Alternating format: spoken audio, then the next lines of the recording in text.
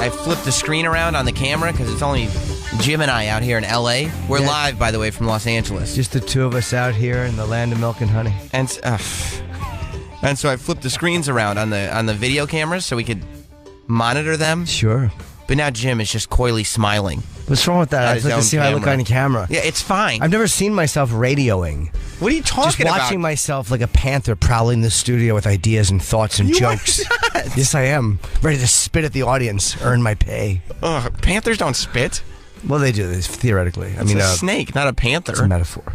For what? Just for being an asshole? Radioing. No. Oh, I see. Just catching myself. I see. Well, welcome to Jim Norton and Sam Roberts. I just realized how lucky you are to have the view you have every day. I've never. It's so weird. And maybe it's my own privilege that I have to keep in check. I've never considered myself lucky. You know, it's funny. This studio, we kind of fought and pushed to fly 3,000 miles and sit in a shoebox. We're idiots. Well, that's why when we first thought of the trip to L.A., I knew that we do not have a lot of space in Los Angeles, and so when it was first pitched to us, they're like, "Look, there might be a day or two where you have to use one of the small studios."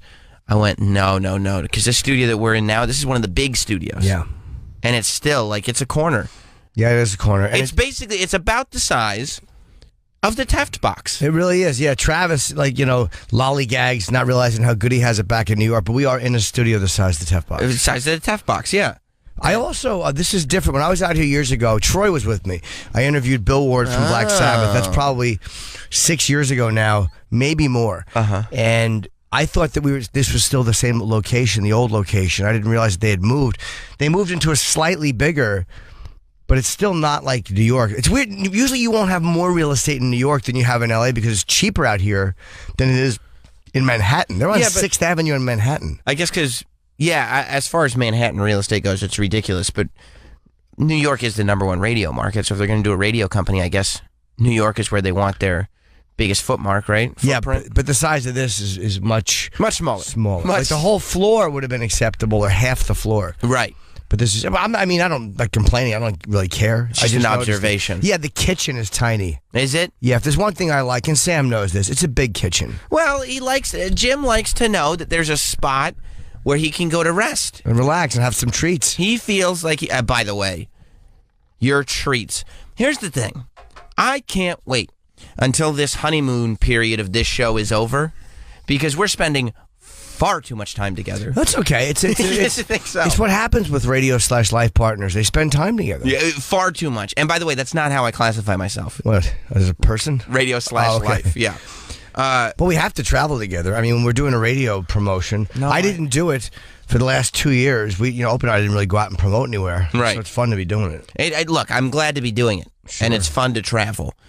But Jim, we go to the airport, and Jim gets excited because he has a satchel full of these stupid protein bars that he's so happy about because they're very difficult to find. I mean, how many did you buy? 15? I bought $64 worth because it's hard to eat right when you're on a plane. Guys, I hate to make this all about my body. No, these fucking things, the RX bars, which I like, they're very clean as far as what's in them. It's not even Quest bars. I think they're a little bit cleaner than Quest bars. They're hard to find. $64 worth of these tiny little bars for the week, because now I'm going to eat them instead of eating like shit. We're in a hotel. Sam and I are up. We're playing grab ass all night, so I want to eat something healthy in the morning, but there's nothing to order. You need energy. I need energy. I get that. I don't want to snack. But he shows me the wrapper of it. He's like, "Doesn't this look good?" And this is the ingredients of Jim's fun snack: egg whites, almonds, cashews, and dates. That's right. No one says almonds, by the way. Almonds. That's a band. Almonds. And their brothers. Almonds. It says there's an L in that. No. Yeah. Almonds. You forgot the last line, the best line, Sam. 3 egg whites, 6 almonds, 4 cashews, 2 dates, no BS. No bullshit. That's right. That's right, because most of the time you see these guys, they're eating their Snickers, they're eating their Twix. What's in them? A bunch of bullshit. Yeah. They're eating bad stuff. So I like these because they're when I'm going to have a meal replacement, these are okay. So I found a bunch in the airport and I was fucking excited. Jim is sitting on the plane. And what I like to do at the airport, go, get some fucking greasy food and bring it on the plane. Yeah. Whether it's McDonald's, whether it's whatever. I think yesterday it was cheeseburger. Yeah. Because it's all they had. That's all they had. But Jim's like, "Oh, doesn't this look good?" And he pulls out my dick. And I said, "Now that you mention it," he pulls out a little pouch of meat. Yeah, meat. Oh, those little, they're called Epic, and they have little meat bars, and they have little pouches where they're like two treats. Like half the thing will have like these coconut shavings, and the other half will have like cured bacon or whatever. Ugh. No, but it's there's no sugar added, no salt. They're fucking great. It's like a Dunkaroos for dorks. I don't know what a Dunkaroos is. Well, that classifies you right there. So he's got his little. He's like, look, you can mix your fake pouched bacon. Oh, it's the realest bacon you can get, buddy. With what was it, like horseshoe something or what was whatever the little trail mix treat was, but it was delicious. It smelled good, didn't it? You admitted it smelled good. I mean, it smelled fine. I put my fingers in my ass and I held them under Sam's nose, and he thought it was the bacon treat. It smelled good. It does smell good. And then the other thing that Jim had with him was literally a meat bar. Yeah, Epic meat bar. It's this shrink wrapped. It looks like a bar of soap that you get from an expensive store, like a natural bar of soap. But it's this shrink-wrapped pink bacon meat bar. Yeah, they're not as good to me as the RX bars. They're good, though, because they taste like you're eating real food. And for a meal replacement, they're very good. But on a plane, look, it's hard to not eat like a fuck. So I try to eat those if I can. But then you got the plain food, too. Yeah, but all I ate was the chicken and a little salad. I don't go crazy. I don't eat a dessert. Yeah. I don't snack. JetBlue is great because they have like this little fucking thing set up where you can just go and grab free Cokes, free Diet Cokes, and free they have a few free blue chips. What's that? And a few other things. So you have to pack enough meat bars so the temptation doesn't get to you. Yeah, sure. It's a 5.5 hour flight. Right. A lot of laughter, a lot of love shared.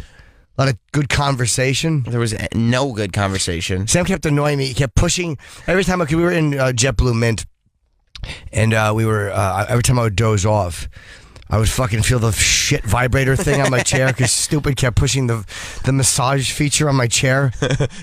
Jim had to sleep in a very tense fashion. Yeah. Because he had to put a big thing of garbage in front of the buttons where you can push it to turn the massage chair on. And then put his hand over it. Yeah, it was very uncomfortable. So he couldn't tinker with my chair. That's what you get for having a massage chair on an airplane. I don't really go for the massage chairs. And I've been on them where you can't turn them off, where there's a malfunction and the whole fucking ride.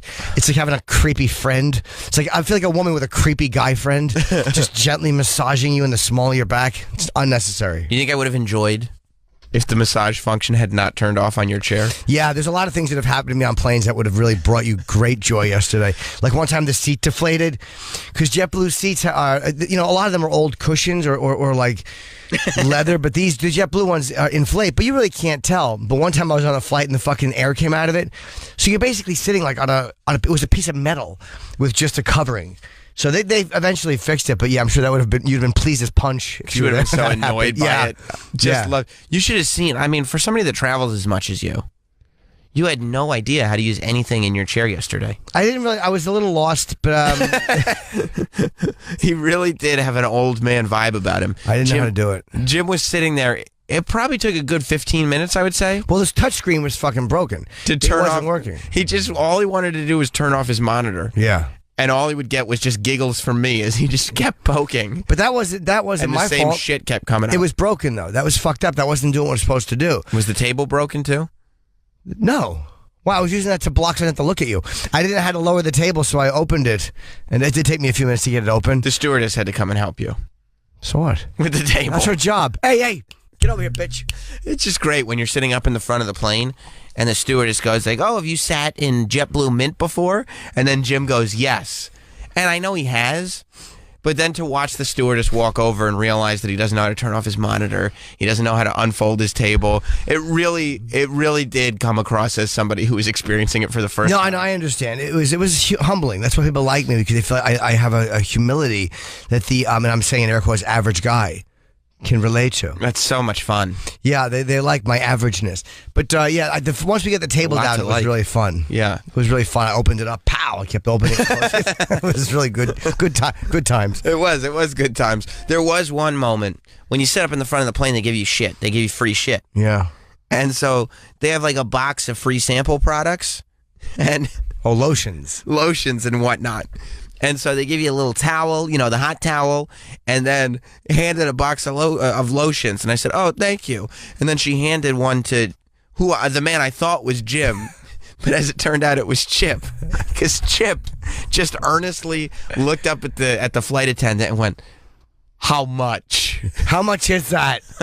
How much?" And she goes, "What did you say? How much is it?" She's like, "It's complimentary." Yeah, she goes, "Everything up here is complimentary. It's complimentary." Oh, okay. Yeah, Sam had to tolerate fucking 5.5 hours of Chip across country.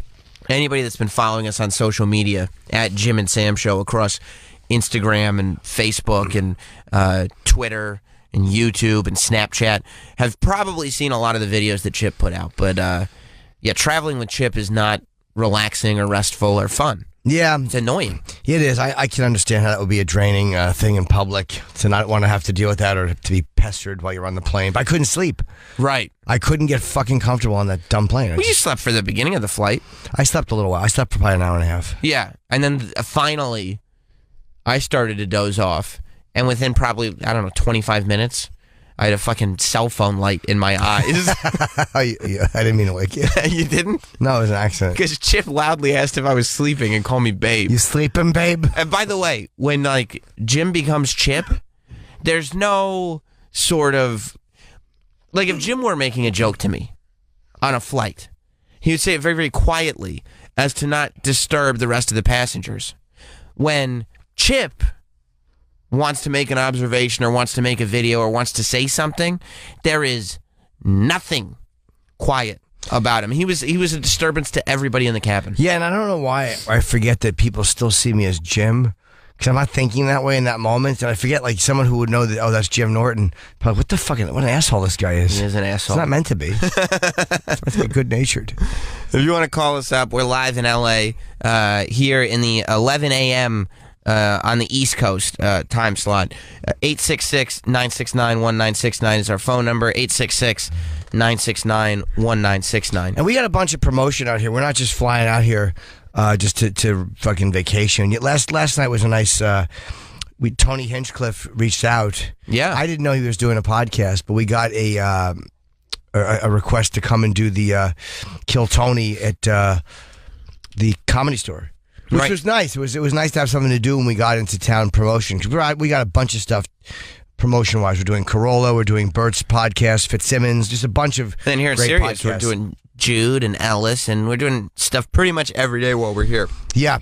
And, it's about just getting the word out of the new morning show. It's going to be a busy, busy week. Yeah. A busy, busy week, but it should be fun. Did you enjoy? So we'll talk to Tony Hinchcliffe, by the way, will be in here this morning. He's a funny guy. Or this afternoon. Yeah, it was enjoyable. I had never heard his podcast before. And it's where they get young comics to come up. And I know Ronnie does something like that. Bennington does something like that. And, again, we had Car Crash Comedy. It's a concept that people have done before where guys just come up and do stand-up. But it was a fun way they did it. Red Band, who's Rogan's guy, was kind of on the soundboard. And he's got a couple of guys in the band there. So these new comedians come up. They draw from a hat. It's very fair. They put their names in a bucket. L.A. is very competitive for comedians. It is. Because there's much fewer clubs than in New York. So out here, man, you got like fucking 50 names in that hat trying to get on Tony's podcast. Just to get 5 minutes. 1 minute. 1 minute for the podcast, yeah. And the way you work it is, comedian goes up and they do 1 minute. Oh, and also fucking Earl Skakel, who's a very funny stand-up. He was on Roast Battle for the that Earl's really funny, and he's kind of a twisted, deadpan, weird guy. Very, very funny dude. And they come up and they do 1 minute of uninterrupted material, and then we critique them after. And I'm not good at being shitty to young comics. I feel weird doing it, like, unless they're really fucked up or they annoy me. But I'm like, I don't want to be. But you could critique them and talk to them, and you don't have to kill them if you don't want to. So it was fun, man. I really liked it. It was fun, and we'll talk about that more. He's coming in, so we'll talk about that more with him. We also have Carrie Keagan coming in this morning. Who's going to be on my ex. It's kind of cool to be seeing her again. You didn't date Carrie Keagan. Oh. We're gonna have her on. She's got a book coming out. She's going to be on Celebrity Apprentice. Did you enjoy it last night? Yeah, the Kill Tony thing. Yeah, it was a lot of fun. I didn't say much, but I didn't think it was necessary for me to say much. Why were you quiet? Because everybody else was talking. Okay. I don't need to compete for it. You know, I was having a good time. Yeah, it was enjoyable. I was enjoying you and Earl and Tony's hilarious. Yeah, Tony was good. He ran a good show. I don't know Tony's stand-up. I just know him through Rogan. Well, his Netflix special is great. Is it good? Yeah, and he did it all in one shot. Like, there's no cuts. What do you mean? Like, literally, like the camera, there are no cuts. The camera moves, so it's not just on a tripod, but it doesn't cut at all. I wonder why he did that.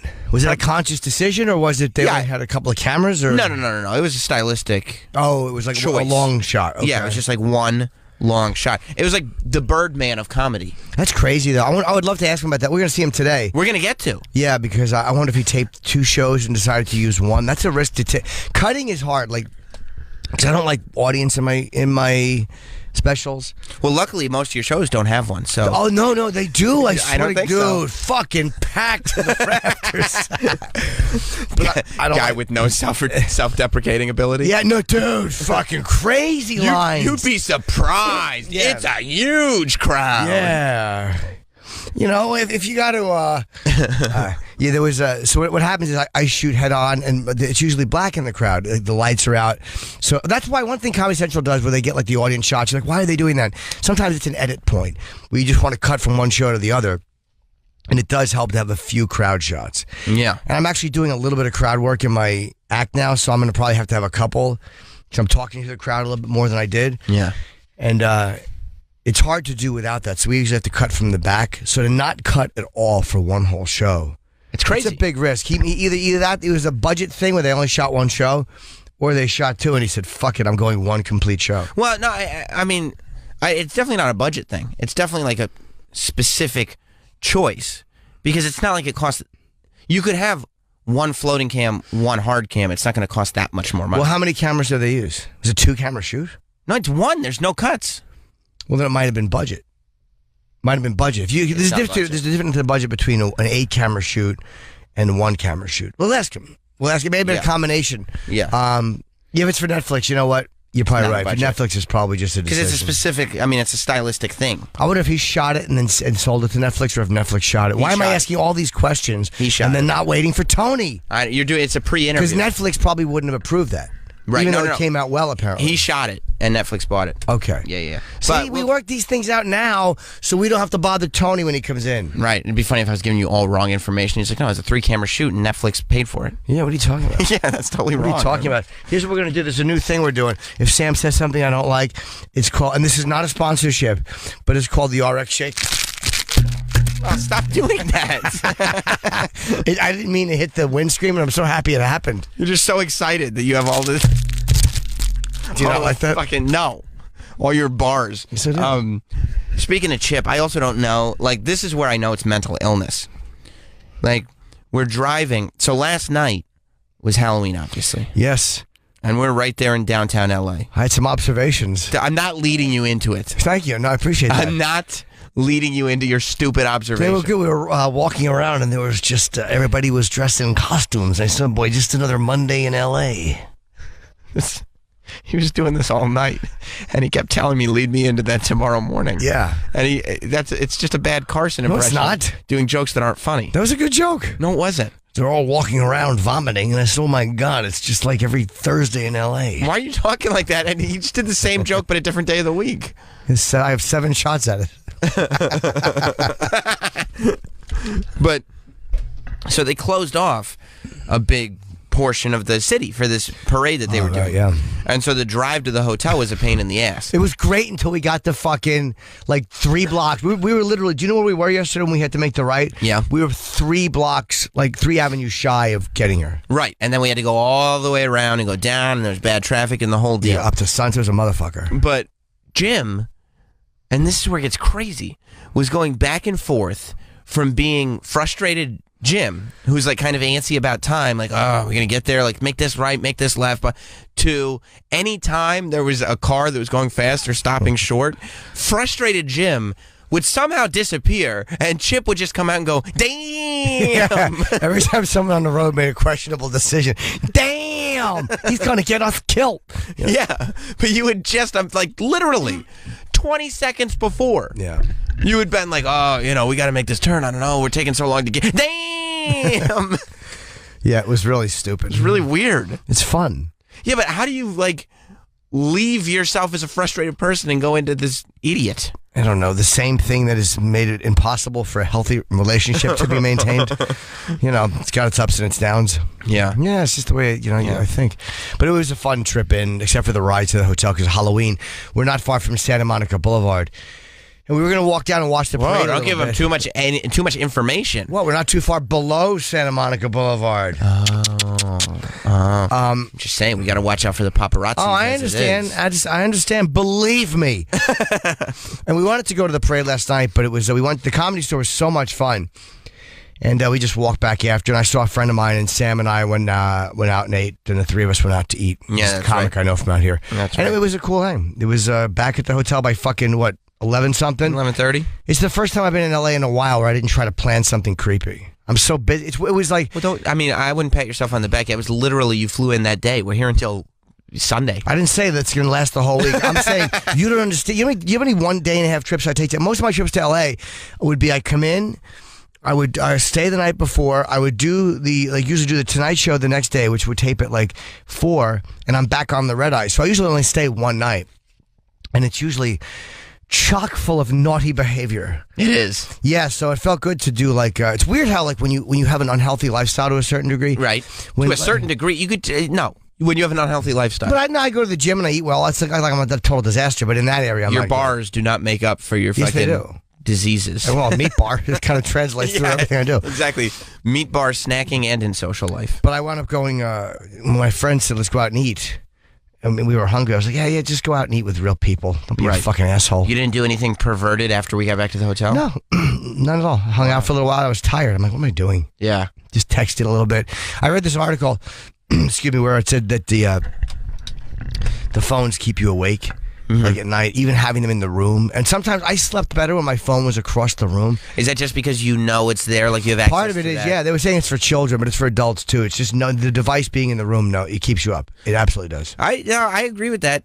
I was sitting there like, if I'll tweet about something, and I know I'm going to get a retweet, or I'm trying to get a retweet from like a verified account or a celebrity or something like that, I will sit there and like, if it's late at night, like I will have gone to bed and I'll be like, you know what, let me see if they retweeted. Sure. And you just want to know. There's so much information at your fingertips. I was trying to check for a retweet, and I was like, there was so much smoke in front of me, and I'm like, oh God, I forgot about the smog in L.A.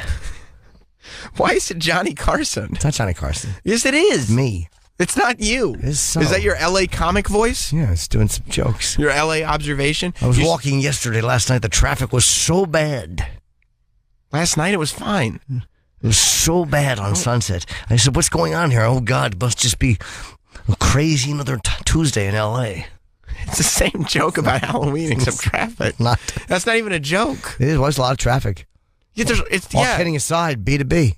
No, you're right. Okay, good. I'm glad you brought that up. Do you feel like that guy was following us last night? Oh.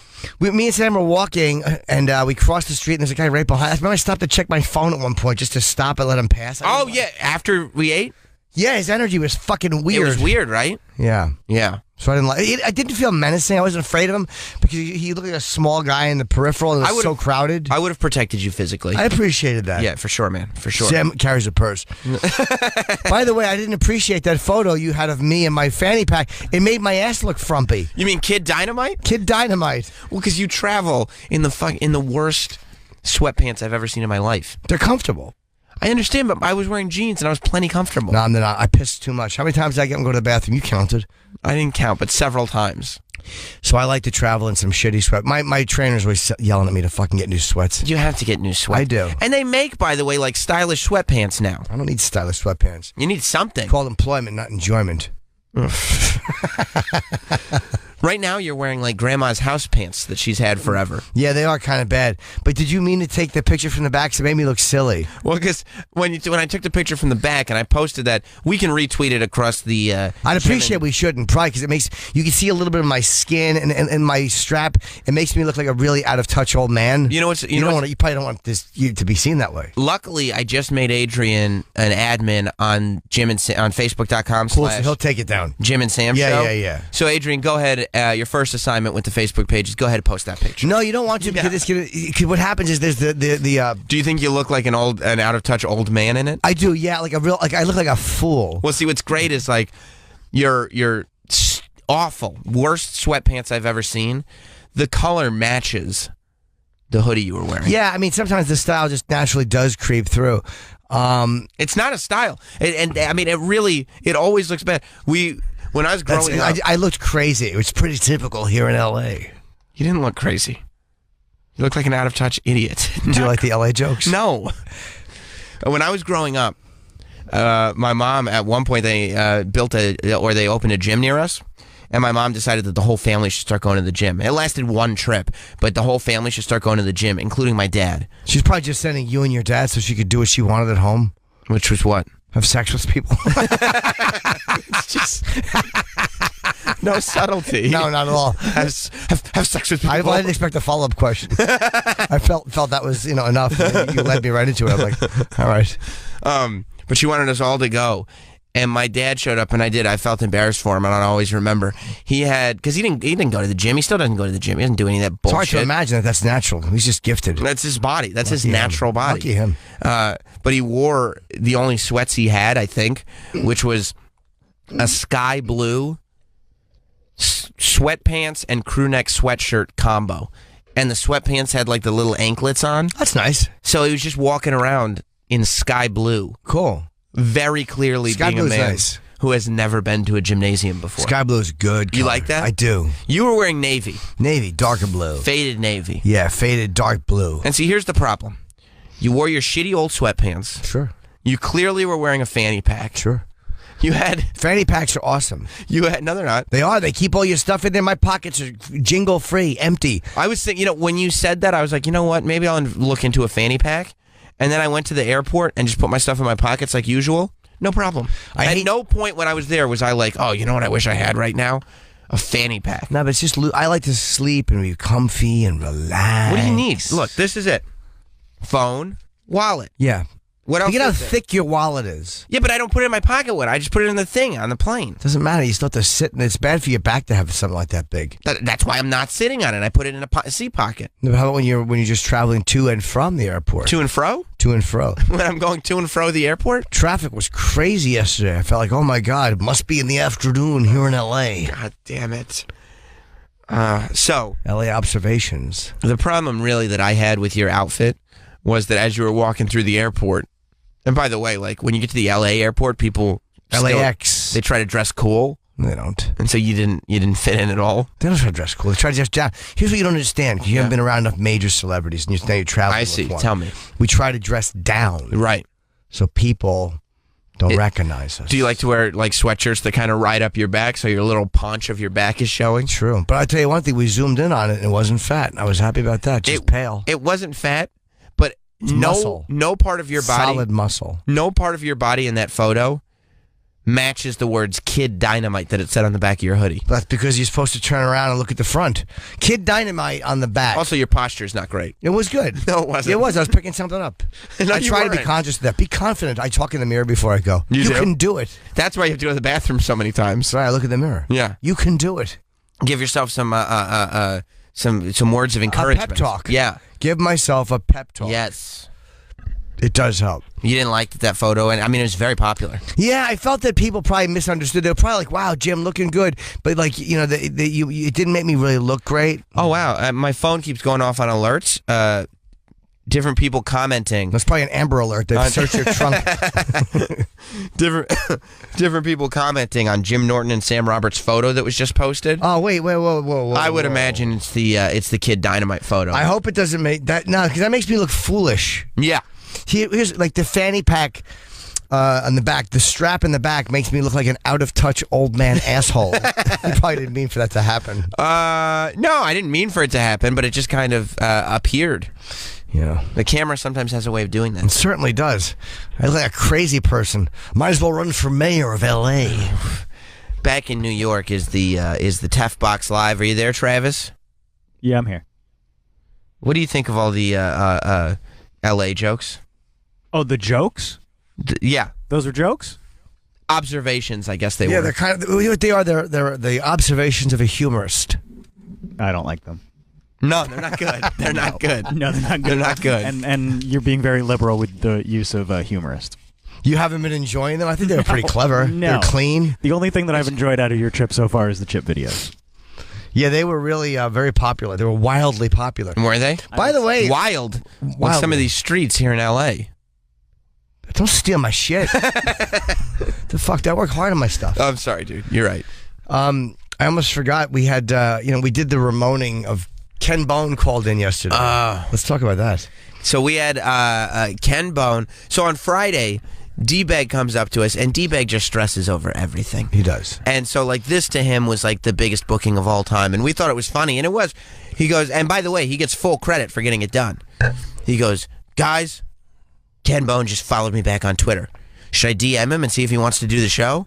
We were like, yeah, sure, we'll talk to Ken Bone. Sure, why not? And D-Bag ended up setting up the phoner, and he did end up getting Ramoned.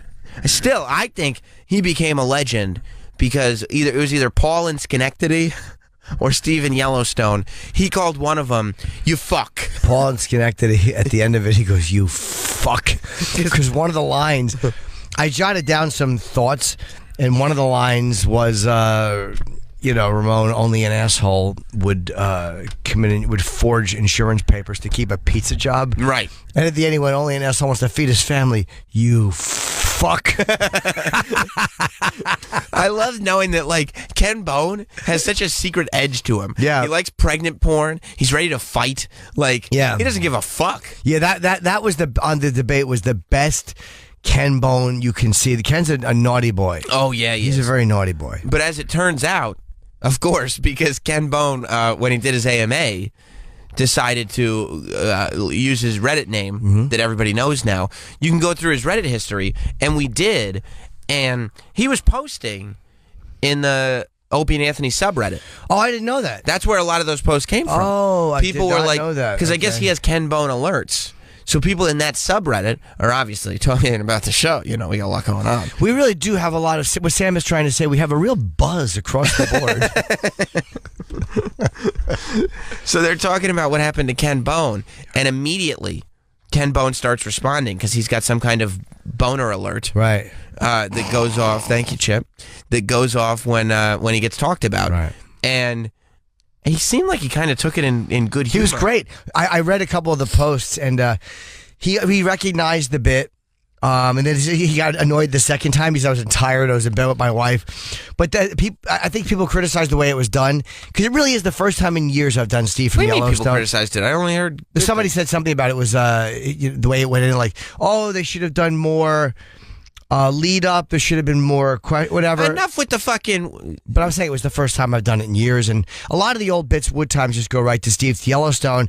And when it was open ant, it was easier because it was two guys talking to him. I asked one question, and then the door mysteriously closed behind me, and I had to step out for a second. Right. But it's hard when it's only two people to do a full, and then cause I'm never in the room when that happens. I don't like being in the room. I like being on the phone for legitimacy. I'm not in a mic. You don't need to listen to these people, Jim. No, here's what I'm saying that. The he responded on the Ken Bone phone call from yesterday was over the top positive, to the point where, like, I was at the Comedy Cellar, not the Comedy Cellar, the Comedy Store. Someone doesn't know his comedy clubs. That's a major mistake. Industry doesn't like that. I was at the Comedy Store last night, and people were coming up going, "Oh, I love the new show, the Ken Bone phone call." Yeah. Like, everybody liked it. Well, no, the point I'm making is that he actually stepped in when someone said that and goes, they were dusting off an old bit. You know, they're getting there. Like, he actually stepped in and said, it's he defended us? Yeah, that was the funny part, was that he's heard it and he knew the names. So Ken Bone was great because he was in on it without me knowing he was in on it. And he played along pretty well. And I guess the last line got to him. But so I tweeted him. You fuck. You fuck. But I tweeted him, like, whenever he's in New York, he's welcome to come in. It would be fun to hang with him, knowing that he used to listen to the show. We'll turn the Tef box into the Bone Zone that day. Yeah, we'll have him in, and we'll all wear red sweaters. It'll be fun. It's so much fun. We'll laugh. And what's great is nobody's done that before. The red sweater bit. I thought they had. Yeah, they have. Oh. We should. Speaking of jokes, your boy Jay Leno was on Jimmy Fallon last night. By the way, Jay called me Friday. I don't normally answer blocked numbers because it could be any number of fans. Because you're fucking running from bill collectors, that's why. Yeah, sometimes. You're one of those guys. I used to always have the friend that would always have his answering machine we already know you're lying. I would always have the friend that would leave the answering machine on all the time. So be like, hey, it's Sam. You can pick up. And then they would pick up because they were running from bill collectors. That's what you used to do back before there were cell phones and stuff. Screen calls. You would just screen calls all the time because you didn't want bill collectors calling you. Yeah, and you would be like, oh no, they're peeking in. It's a crazy person. Oh God, I shouldn't have moved to L.A. What are you talking about? Just where crazy people are. No, we're talking about bill collectors. Yeah, they knock on the door, and you don't realize that it's not. It's a bill collector because they're dressing a crazy person in L.A. Because in L.A. people are so crazy. I see. So go on with your point about Jay Leno. Oh, so I get a random call from Leno. It was so bizarre. And Jay just does things, I pick up. He's like, Jim, it's Leno. And he says, I hear you coming out to L.A. Has he called you before? Yes. He did. Super dope. Yeah, but he calls you with a blocked number, though? It's just it says no ID available. So that's just the way you have your phone set up. So he doesn't like you that much because you don't have a number to get him. Well, I'm sure if I fucking ask for it, but he probably star 69s and then calls you. Just star 67. No, it's star 69 to block your number. I think you're wrong. Then fight me. Let's just fight with our dicks.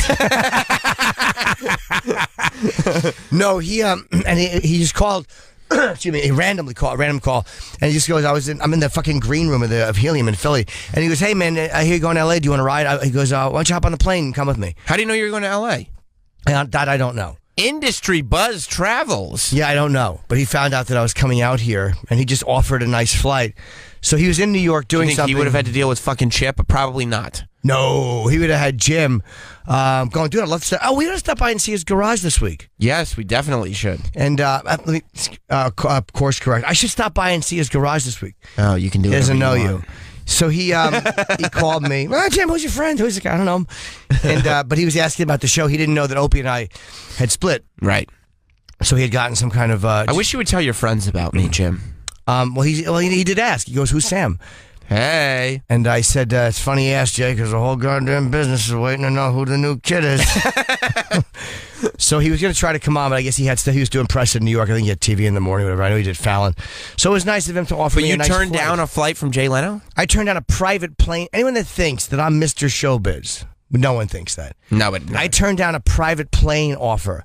Well, let me tell you, they would have had better food on that plane because fucking Leno knows how to eat. There would have been steak on that plane.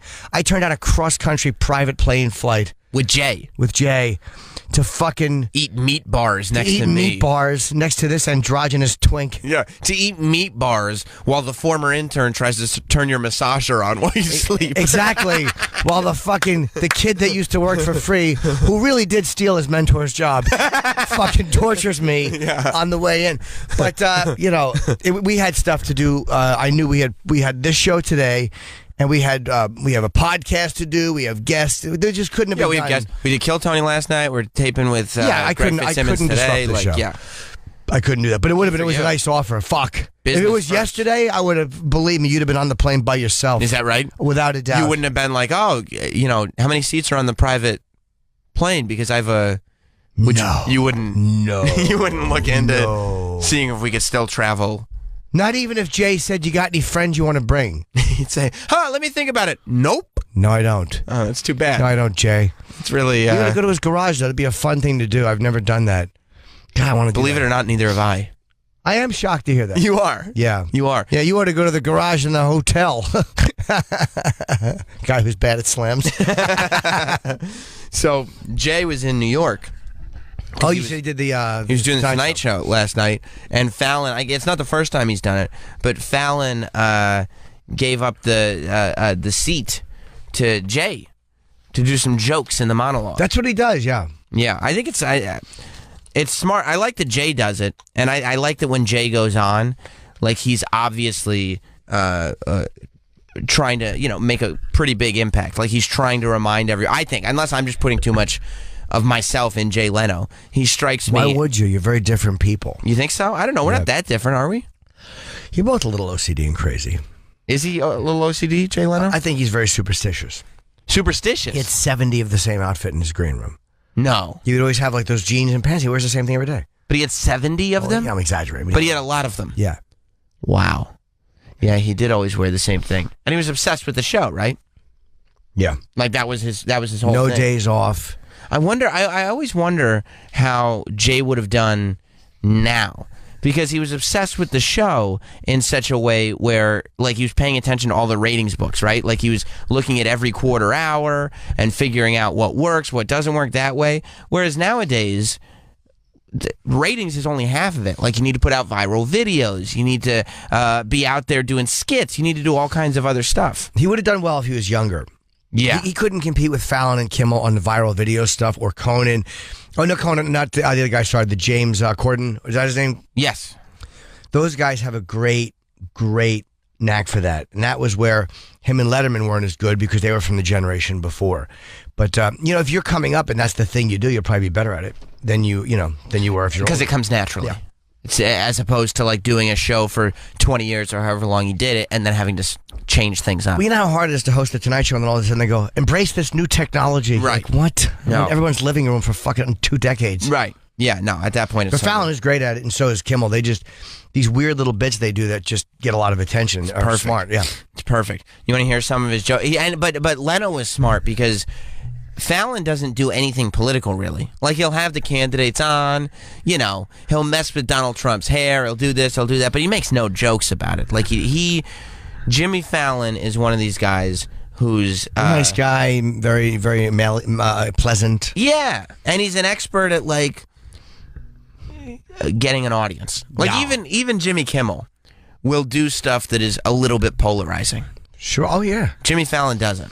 Jimmy Fallon goes right to the middle of the country. He wants to be everybody's buddy. Right. That's kind of his reputation. And I think he's comfortable with that reputation. He's not, like, hiding from it. And Jay also always went right to the middle of the country, but he at least talked about the news a little bit. Oh, yeah. He did fucking, I remember when we did the test for the Jay Leno show, we did a fucking Pan Am Lockerbie bomber joke. Which I was amazed that we did that because people think, well, Jay doesn't like to do stuff like that, and it was a Lockerbie bombing hunk that we did. You want to hear some of what Jay did on the Tonight Show last night? I don't have any choice. You're the guy with the fucking finger on the computer. That's right. Let's see. Well, apparently Teft fucked it up. It's not Teft. Yes, it is. Probably ended with his feet up, jerking off at the console. Hang on, I see what the problem Thigh is. highs on. Like the pilot. I like that. He's talking about fucking a pumpkin and setting your dick on fire. Yeah, it's funny unless you're a pumpkin. I think that, we have to be cognizant. That's actually true. That vegetable shaming. Yeah. Is pumpkins a vegetable? Pumpkin is, well, there's seeds inside it, so I guess it'd be your mouth. So you actually object to the true statement that Jay Leno made in his joke monologue? Yeah, I mean, it's like, it's like I was watching One Flew Over the Cuckoo's Nest. Yeah. And then I realized I was just walking down Santa Monica Boulevard here in L.A. Here in L.A., you had to add. Sure. It's my hook.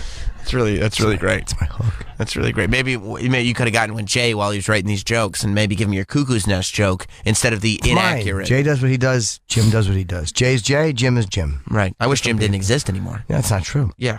You'd be talking to no one. I'd be fine with that. I'd be talking to the audience, and they'd be much bigger. It would not be much bigger. They'd be dwindling, and I'm upset.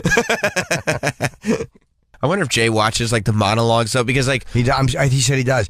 He still watches everybody's monologues. Yeah, like he's just joke. Watching them going like these fucking guys. Yeah, I mean when it comes to like joke writing and getting jokes done, he had a good staff too. This guy named Jim Wise, who's a buddy of mine. I remember Jim. Yeah, Jim's very funny. Yeah, but Jay would like John Kennedy. That was the guy's name, the writer. Oh, really? John Kennedy. Yeah. From what I've read about Jay, and you could correct me if I'm wrong, but he was always obsessed with the monologue. Like that's what he thought the whole show was based around, right?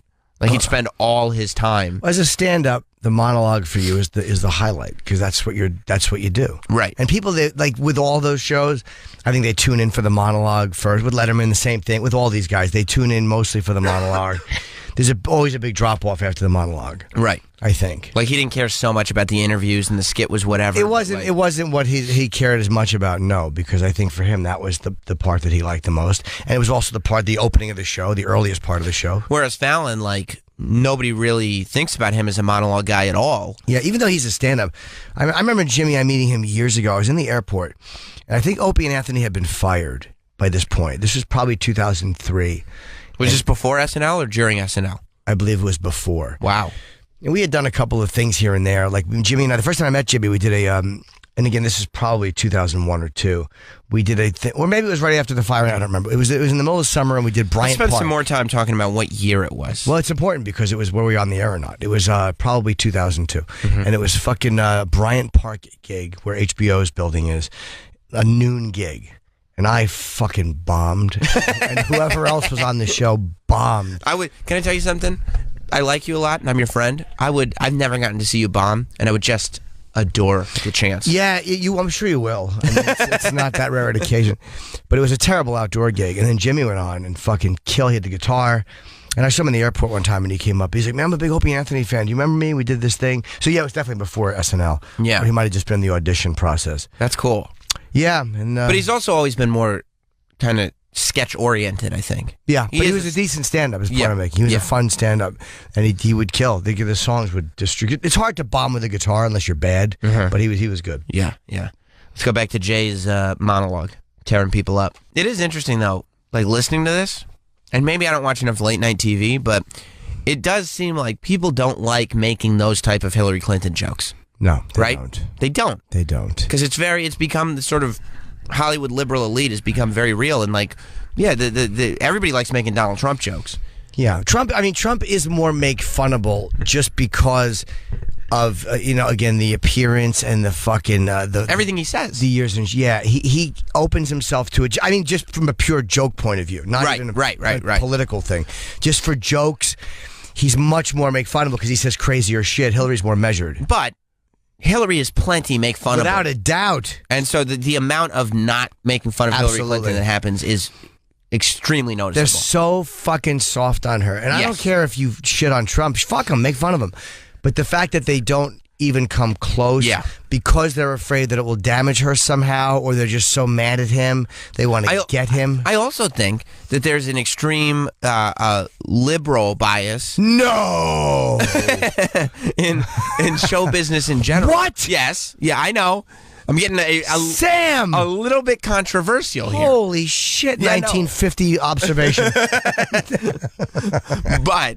But I say that to say that some of these guys might not have ill will towards Donald. Some of these guys might be voting for Donald, but they know if they want to maintain their spot in Hollywood, they're not going to go on TV and make Hillary Clinton jokes. I don't mind a liberal bias. You get used to it after a while. But I don't like the fact that if you don't have it, or if you shit on the liberal side of things, they get kind of defensive. You're out. It's gotten frustrating to watch, because again, like I've said a million times, I've always expected conservatives to be a little shitty with free thought, but when liberals are like that, it's like really disappointing. It's like, come on, man, you guys are the ones who I really want to be on board. Right, and that's how it's supposed to be. That's why you're on board with them, right? Yeah, but it's hard with the fucking language policing. Yeah. Are they big drinkers, those girls? They are. They like to drink wine. Who do we have in here today? Tony Hinchcliffe. That's right. And what's her face? Carrie Keagan. My ex. Are both coming in. She's not your ex. She's not your ex-girlfriend. We did a roast together. Yeah, but that doesn't mean you dated. What do you call it? Doing a roast together. No. You had it right the first time. It's intimate. If you want to call up, it's 866-969-1969. Where's the Tefta box? Is that up and running? We'll put it up. What, like video? Yeah, no, a fucking sketch artist. All right, you want it now? Yeah. Well, then let's do it now. The Tefta box. Let's go Tefcam Live. We're going to get it going. Tefta box? Yeah. Adrian. We're going to get it going on Facebook.com/Jim and Sam Show. That's right. All right, do we ready? Do we have to break it all or no? I'm only asking because it's 5 of. It's a regular show, so you have is he here? Is Tony here? No, he's not here yet. Okay, because I want to get some coffee. I'm going to buy a little gift for Sam. I don't need a gift. Let me just plump it up first. Let's go to Mike in the Bronx. Mike from the Bronx. Hey, how you doing over there in New York? I'm just going to try to riff a little. Hey, boys. Mike. I just want to say Hey, boys, you there? Yeah. Hi, Mike. Hey, I just want to Hello? say I'm proud of you both. I got 2 really quick questions. Question number Sure. 1. You guys going to do any, public appearances where we can come, see you and say hi, maybe? Yes, I want to do Sam and I want to do a live show. Again, it feels like, because we have done a bunch of pop-up shows at what point, it feels like we've been doing it longer, but it literally is only one... been on the air for a month. A month. So we're working out quirks and all that stuff and trying to build some stuff that just is ours. But if you're in California and you want to say hi, then my best advice would be go to the gig on Friday. Yeah, at the Melrose Improv I'm doing is... Oh, good, man. Come up and say hello. I'll be there. I don't know if Sam is not doing anything and he comes, but just come up and say hello. All right, that leads me into question number 2. Jimmy, how come when you come to L.A., you never do the Comedy Store? You got some kind of fucking problem with the place? I love the comedy. Dude, it's so funny. I was at the store last night. I love the store. But usually, like I said, when I come to L.A., I'm in and out in a day or 2 at maximum. I don't normally stay for a week. And I fly, so I'm fucking on Dramamine, and I'm tired. So the night I get in, I'm usually fairly worthless. And I don't think before to plan a spot out. So I don't feel comfortable just going and going, hey, can I go on? If you call a few days in advance, like the Comedy Cellar, I have a fucking routine. If I know I'm going to be in town and I want to go on, who I call. But, I love the store, dude. I'm very comfortable there. I like the improv. And I heard from the lady at the Laugh Factory who actually just emailed me randomly and invited me to come and do spots. So I may stop in there, too. But, no, I love the Comedy Store. That's where I met Dice. That room changed my dude, that room changed my life. Yeah. Well, I would think to make, strides to get in there, but it almost seems like you're not so smart now, are you? I don't have my fucking sound effects thing. Where's my iPad? We should have shipped the iPad. Now that I think about it, we didn't ship it. Absolutely should have. Yeah. That's all right, for I'll next just do time. them. Although I'm watching the Teft Cam live, and it looks like Teft is poking away at his iPad. What's going on? Whoa, hey, Tef, do you have my fucking sound thing in fucking front of you? Are you enjoying the sound clips for yourself? I also own an iPad. No, I don't know. I think you might be enjoying the personal one. How about this, Travis? Why don't we do this? This is going to be fun. I'm going to come up with a signal of some sort when I want you to do a sound clip. So you need to hit the iPad. I don't want to just give it away. Do you know what I mean?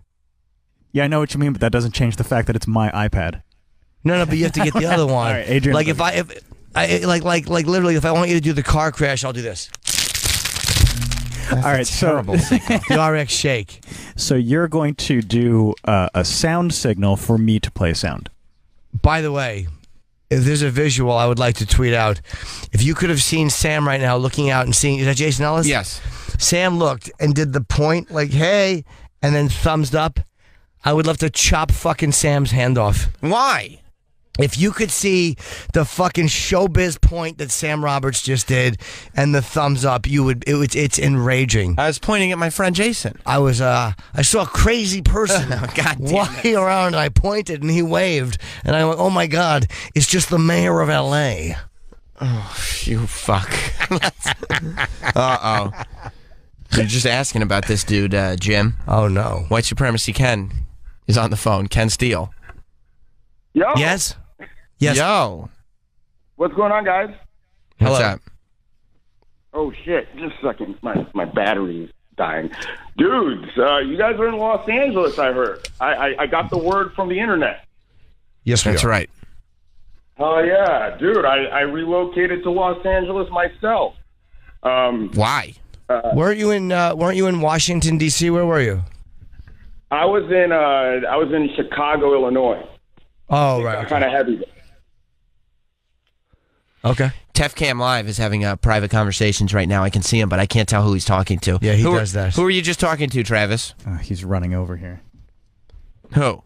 It's going to take 5. He's just going to wave to you. There's a delay. It doesn't matter if you wave. How can he wave? I can't see it. I don't have a monitor in front of me. Mars. What is What? Cam? All right. He's hugging me. Teft Cam is Travis Teft is He's become quite a cultural phenomenon. Yeah, he's one of those underground success stories, and he's a bit of an icon, and people just want to see him. Be honest, is it racist? Okay, goodbye. Goodbye, Kevin. Bye, Ken. We can't. Why? I think Ken was just being silly. He's a fucking idiot. Everything. No, but I think he was just being silly there. He was gonna, but this is how Ken, like, he starts silly, and then he leads into it, and it's a whole thing, and it becomes the white supremacy Ken show. You know, and it was a weird thing. I thought he was a troll at first, because then I watched his stand-up, and I thought he was going to be awful, but he wasn't. I was like, all right, he's pretty funny stand-up. He writes some good jokes, like he's a legit comic. But I'm like, what comic could be so... like looking at things so one-directional that they see racism and like it's like he's not a dumb guy. He's doing a little bit of shtick. A little bit. He's not a dummy. He's a smart guy. But whatever. By the way, the Tef Box is not racist, but we'd like to make it so. I'm looking. Yeah, well, the person in charge of the Tef Box would like to make it so. He certainly would. He's trying to. He really is. Travis is a white supremacist. He is. Yeah. 100%. And I have new information based on correspondence from the Tef Cam Live. Yeah. If you signal, something may happen. Although I don't know if it's plugged into the board. Is it?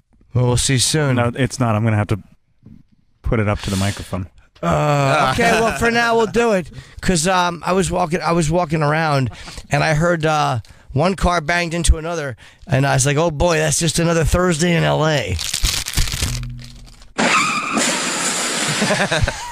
Was that the right sound effect? Smooth. Perfect. Smooth as silk. Perfect. It's the only That's cue the he's signal. given yet. No, that's the only cue. But we need other sound. What's another one I use a lot? By the way, it looks so fucking awkward. If you go to Facebook/Jim and Sam Show, looking at the Tef Cam Live and watching Teft put up the Tef board to the microphone is so uncomfortable. You're not and so awkward. smart now has got to be. That was the car crash. It should be like this. It's so... What? It's so obtrusive. Intrusive. That too. Oh, you don't even know the word? You're not so smart now. There we go. Perfect. Smooth, right? Yes, Obtrusive. Smooth. Okay, so we got those two. We can't do this for all of them because I don't want people to get annoyed. What's another one? There's the bitch got a dick. Yeah, that'll be. Ew. No. Oh my god. We should go to break. We should take a break. Yeah, let's take a break. Because Tony should be here.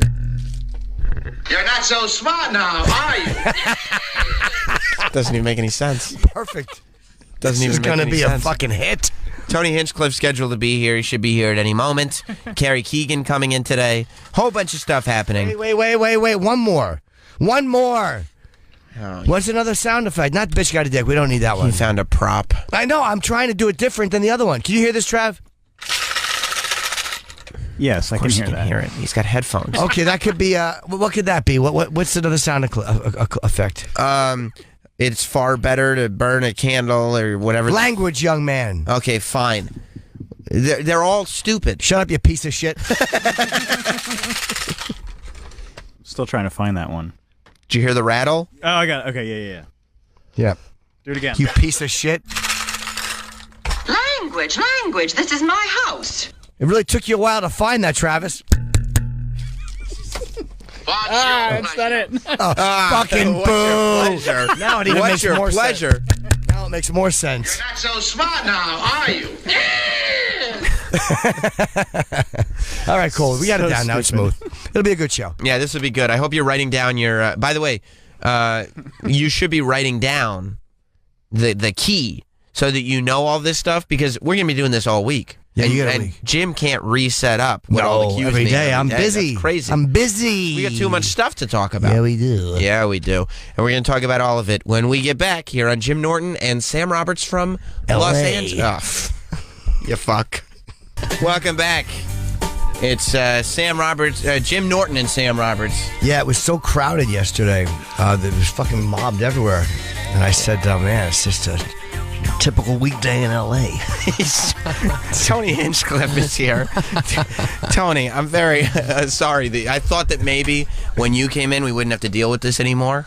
But Jim has been doing bad Johnny Carson impressions. It's not Johnny Carson. It's Terrible clever LA jokes. He doesn't like it. Sam resents that I can just adapt to wherever I am. And by the way, they're not jokes. Sometimes it's just pointing out that the traffic's bad. Right, yeah. So, It was crazy. have you noticed that living here? Have I- Sometimes the traffic's bad? I've noticed once in a great while that the traffic is a little bit busier than other places. Oh, wow. Okay, so there is some truth in the... Okay. Maybe I should give your jokes a little more credit then. Yeah, you absolutely should, because I'm fucking... How long were we walking around that parking lot yesterday for? And we realized we were just on the 405 here in L.A. That's so stupid. When you stretch the last beat of the thing, that's what really... the 405. Yeah. I'm trying to change my persona. Yeah, you want to be more industry. Yeah. I get that. Sure. Do you think, Tony, being out here, that like if Jim starts adapting some of that into his style, that people will take him more like, oh, this is Jim Norton. He's one of the jet setters of comedy. Yeah, I think if you do that thing, like talk about the traffic, talk about the 405 especially, I think you get that big boost to your comedy career. People, a lot of validation. People start to take you seriously in this business. So. 405 is a really inside joke, right? It's not just like the only road that everybody knows in California. That's not true. I've done that joke in different fucking variations. Like what? One time I got lost in the parking lot and I realized I was just on the 10 here in LA. But what's really good Both were hits, is that you mention a local reference, and then you just drive it home by saying, here in L.A. Yeah, it's very good. Yeah. Those are the two worst freeways, the 5 and the 10. I mean, they're pretty much always... I never get on either one of them. I've lived here for over 10 years, and I never take those two, because anytime I do, it's just stuck. Right. And it's amazing that people just love it. They just keep getting on them. Yeah, it really is crazy. Side roads, any streets faster, pretty much, to the airport, to anywhere. Unless you do 4 o'clock in the morning. That's the only time you take a highway. Yeah, exactly. By the way, your shoes are great. What are those? I probably couldn't wear them because my feet are all fucked up, but those look comfortable. They're actually Kenneth Cole. I just found them in a mall window. You're not wearing wrestling shoes? Not this one. No, wow. I have like a writing gig after this. So so you have to dress like a person? Yeah, I can't dress like like a wrestler or like a comedian. That's what Tony likes to like casually. Like his favorite shoe to wear is an amateur wrestling shoe. Oh God, walking around looking like a wrestler. People must think it's just another Tuesday afternoon on Hollywood Boulevard. What does that even mean? You're in LA. What does that mean? My weight class is the 405. a little bit bigger than I look. By the way, if you tune into our Facebook page, Facebook/Jim and Sam Show, you won't be able to see Jim or myself or Tony, but the Tef Cam Live. Oh, good. We got doing Travis. Very well. Yeah, Travis is there, and I knew I was embracing the Tef Cam Live too much. Travis Teft is our producer back in New York, and he's become quite a phenomenon, and so the people just want to see what Teft is up to, what he's tefting. Yeah. And while I was doing the live read, he waved to me as he was bringing the music down. And I waved back as I was looking at the Facebook camera. What a fucking dope. Yeah, like we were really communicating. Yeah, what a no showbiz dope.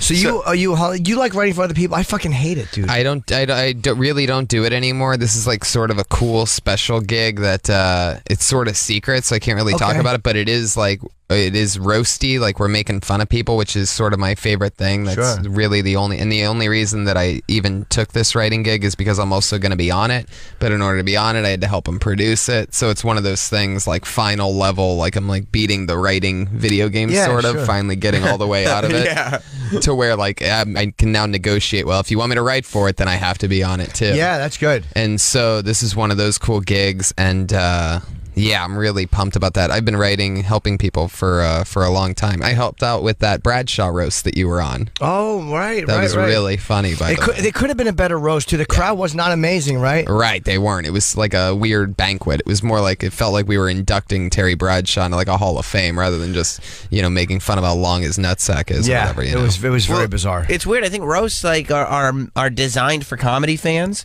but from doing from writing on the Terry Bradshaw roast or from doing all the wrestling roasts and stuff that you've done, that when you get in front of an audience that's not a comedy audience, they'll turn on you. They don't understand. They get offended. Yeah.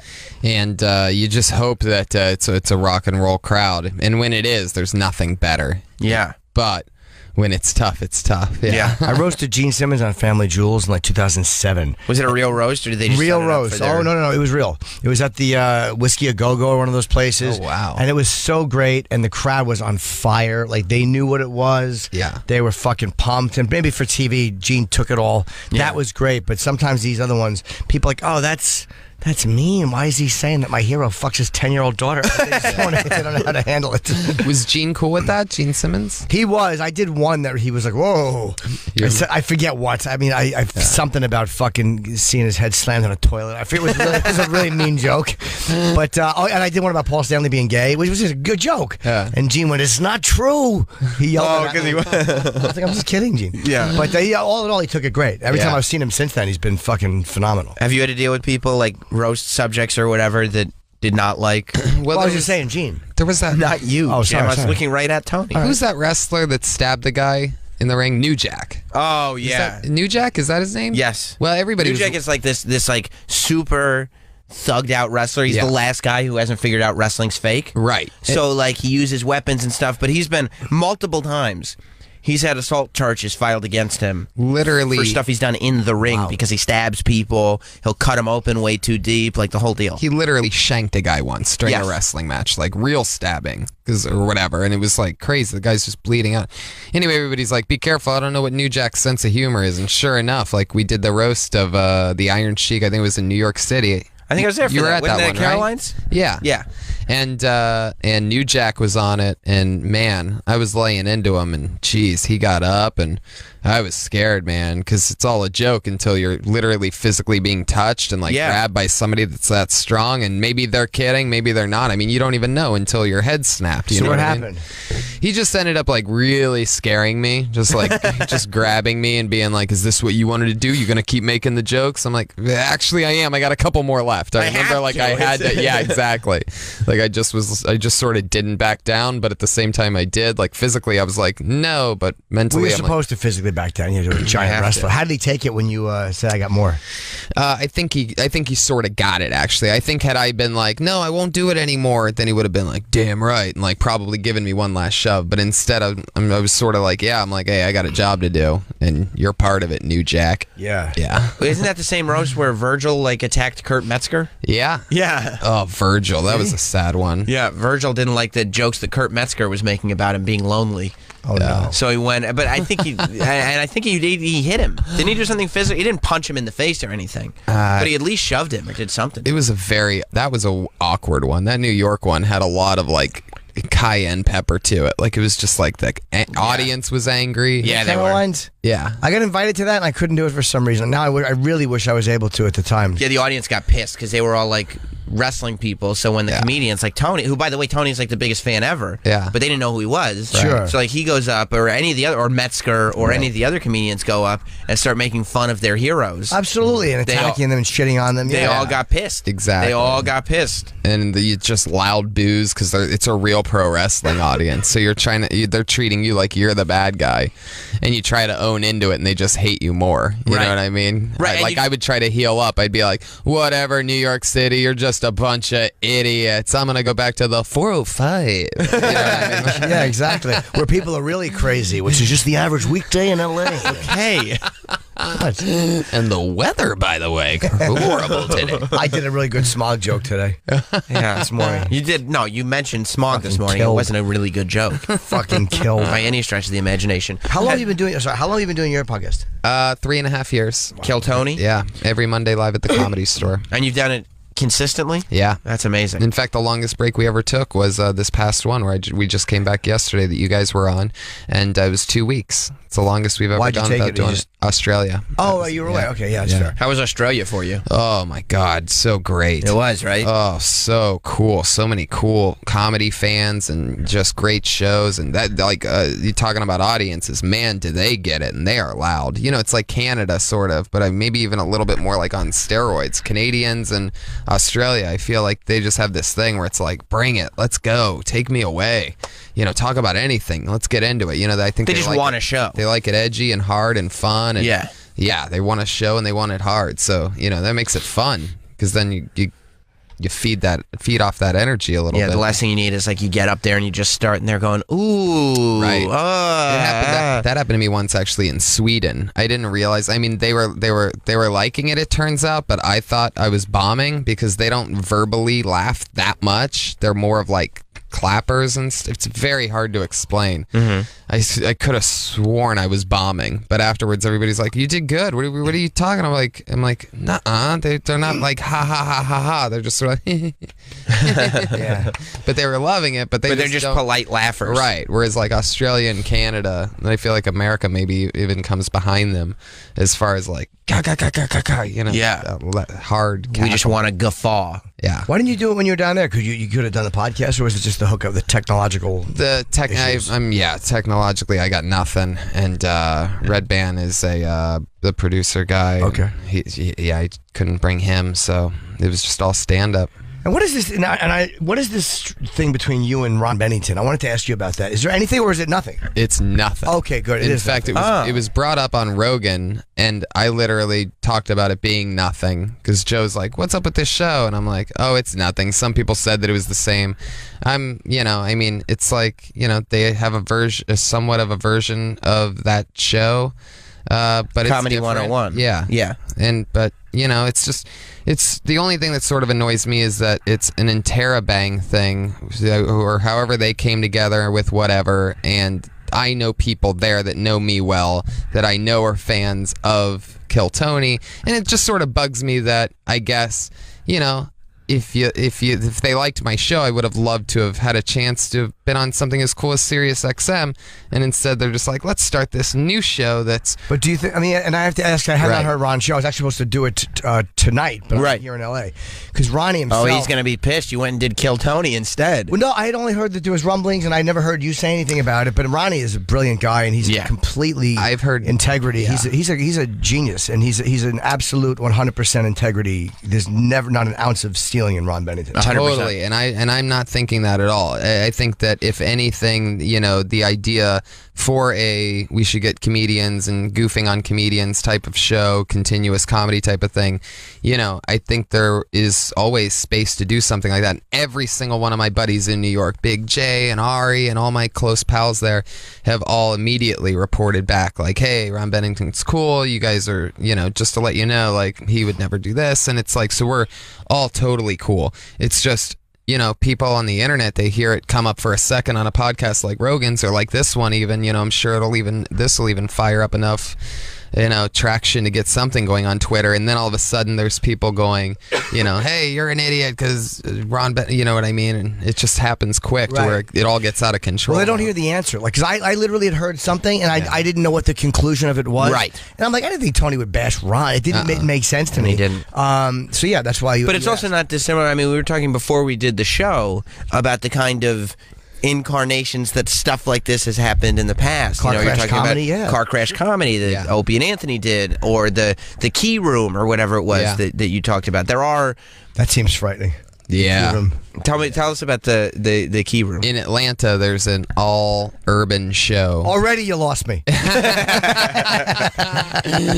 Where the whole audience, big crazy crowd, takes their keys out if they don't like you. If you start to lose them for a second, they start to take their keys out and lightly jingle them. How humiliating. So if you start to really really do is. bad, the whole place just has their keys, and it sounds like just a vibrating, it sounds like you're in somebody's pocket. Have you done that or no? I haven't. No, it's just part of, like, I think we were talking about Earthquake. I think that's part of his, like, legacy is that he was built in this, like, dark room where keys are jingling, and I don't know if you fail, you lose. You know what I mean? And I don't know if anybody can really put it into context, but the reason that I found it, like, because you got to think that one person is not going to like a joke, and all you need to hear is, because you'll hear the first one, and all you need to hear is one set of keys jingling, and all of a sudden you get thrown off your game. It's like a wedding fucking when they want to kiss the bride. Right. Like one starts. And then the minute you get thrown off your game, somebody else is going to pick up on it, and then it's just like you're fucked. Right. You're fucked. And the story that I heard is, like, sometimes you'll just walk out and people will already be jingling their keys. They don't like your shirt, or they don't like the way you're walking or something like that, and you're already fighting without even saying a word. Have you done it?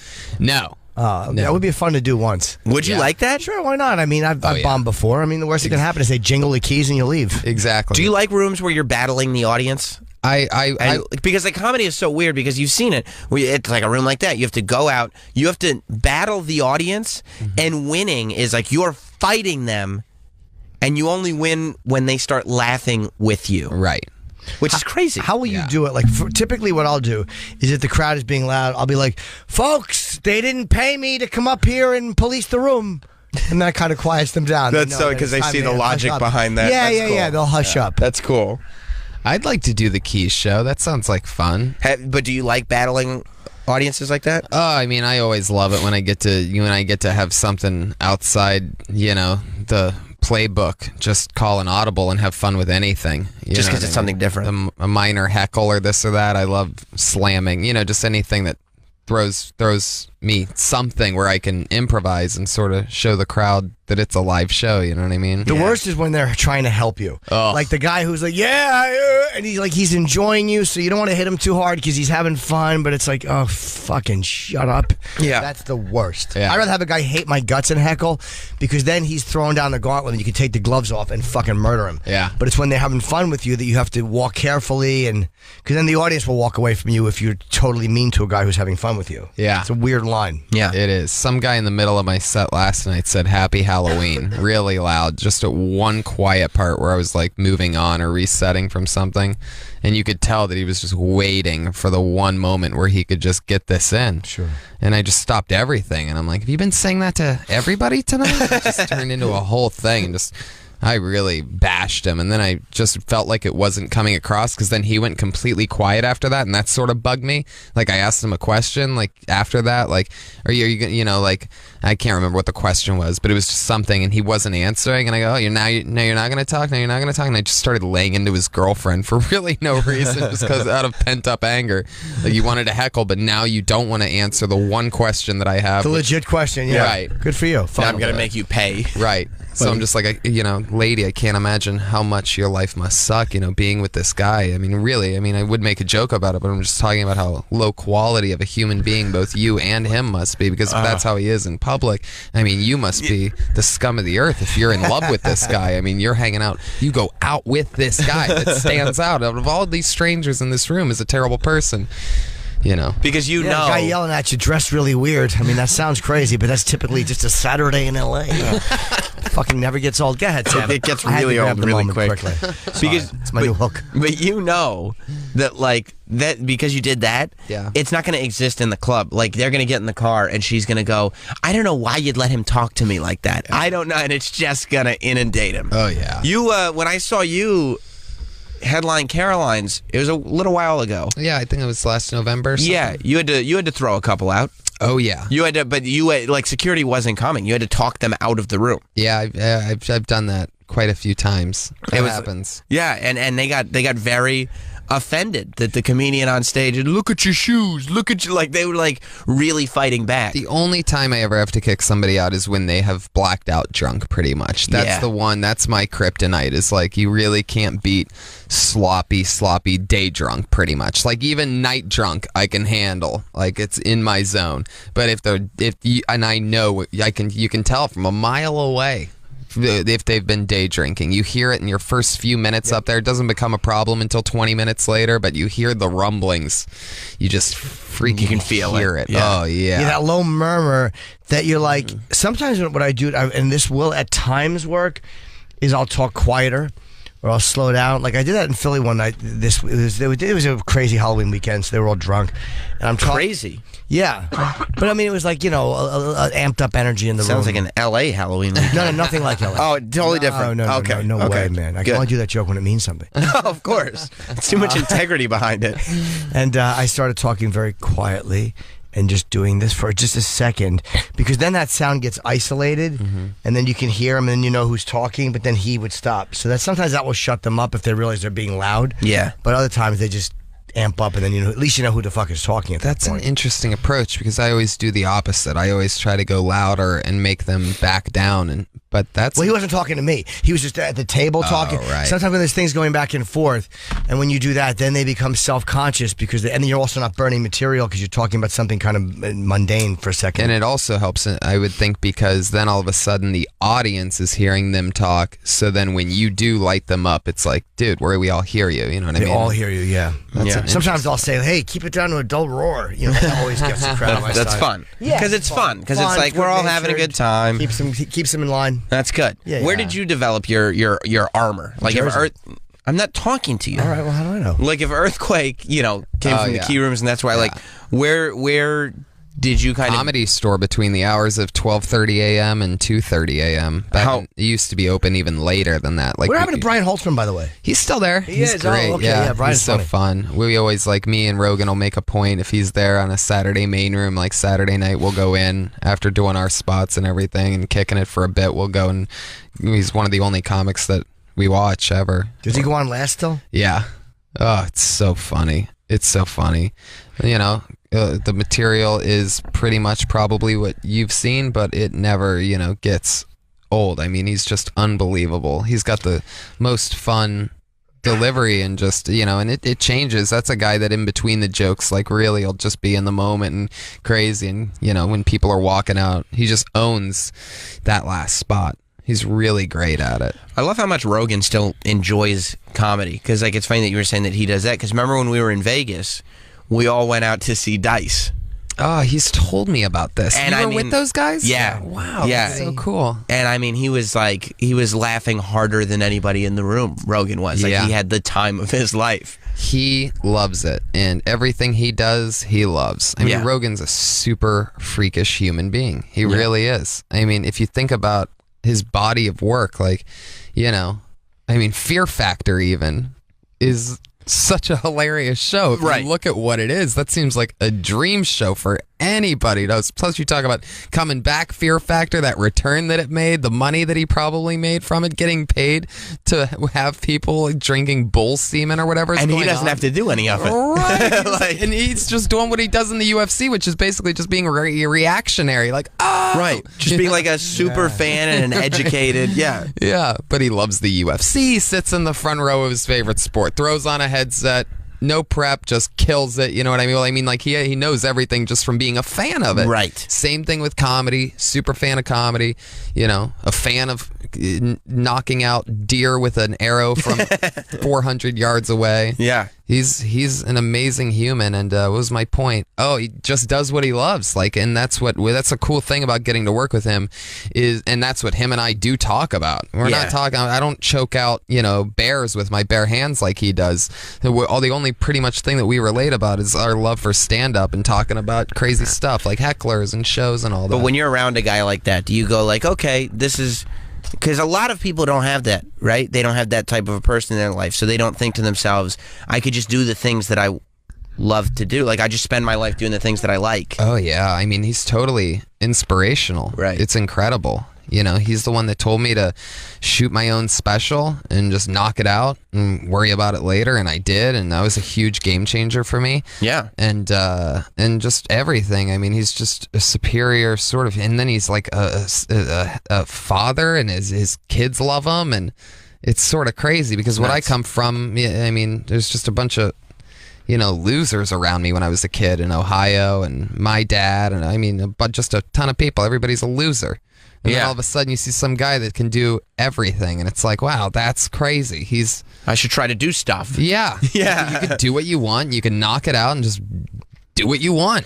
Were people telling you when you did the special, because we were talking about the special before you came in, and how it was all, done in one shot with no cuts, like Birdman. Mm-hmm.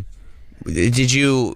How many shows did you film? Yeah, how many shows, how many cameras? Was it just a budget one decision? show, one camera. I made it myself. I hired a Steadicam guy, a director, an audio guy, the club, one show. I had one shot at it, and that was it. Were there any moments you wish you could have done better? Oh yeah, pretty much the whole thing. Yeah, it wasn't. It was probably wasn't even in my top 80 percentile of sets that I had, that year. You know what I mean? Sure. But it was also one of those things to where, and I know this sounds cheesy, but artistically, I sort of wanted it to be different, and I sort of wanted to give the people, like, it sounds weird, but like a real experience that's different than just ga. Here's the way, what I'm getting at is, like, anytime I sort of glance upon a special or see one for a second, because I don't really watch stand-up on a screen anymore ever, because I get to stumble in on a Holtzman or a Joey Diaz or whatever, and it's like I'm sort of numb to it all. But anyway, I always feel like the laughs are like too long on specials when you're watching. It's a big theater. If you're watching on your couch by yourself, you're not laughing as hard as the people in the theater, right? So I always just feel like it should be tighter and whatever. So I helped that by not getting many laughs on my special. No, I mean, like, you know, it's just one of those things where I shot it in the club, and you know, it's just sort of raw and real. And club? The Ice House, okay, in Pasadena. Oh, the freeway trip. I mean, oh my God, what freeway do you take there? Well, actually, it's the 110 North. Okay. No joke about the 110 That North? one's allowed. No, why would I? It's not that. No. It's a good point. It's a good point. Why'd you decide to do one shot? I'm sure we talked about this before. Well, no, again, this was sort of just like I've always been a fan of Scorsese and Tarantino and those kinds of cool... That Goodfellas scene when they're walking into the Copa? Totally, and in the beginning and end of my special, I sort of pay homage to that because I start outside of the comedy club, and it walks in and follows me in and goes behind me and around, and then when I leave, it follows me back out to the same spot. And that's all part of the one shot? Yeah. Oh, cool. Yeah, cool. so it starts outside, and then I end up where I started, and it ends how it started, and it really is. I mean, it's one continuous cut. At the end of it, like when they said cut, I literally go, "Did you guys get that? Was there any problem?" Like, I mean, you just don't know, because I really only did have one. Or if they're like, "Oh, we didn't know. We forgot you wanted us to follow you outside." And you're like, right? What the fuck? I mean, just anything. A battery could have died. Right. You know, anything could have happened.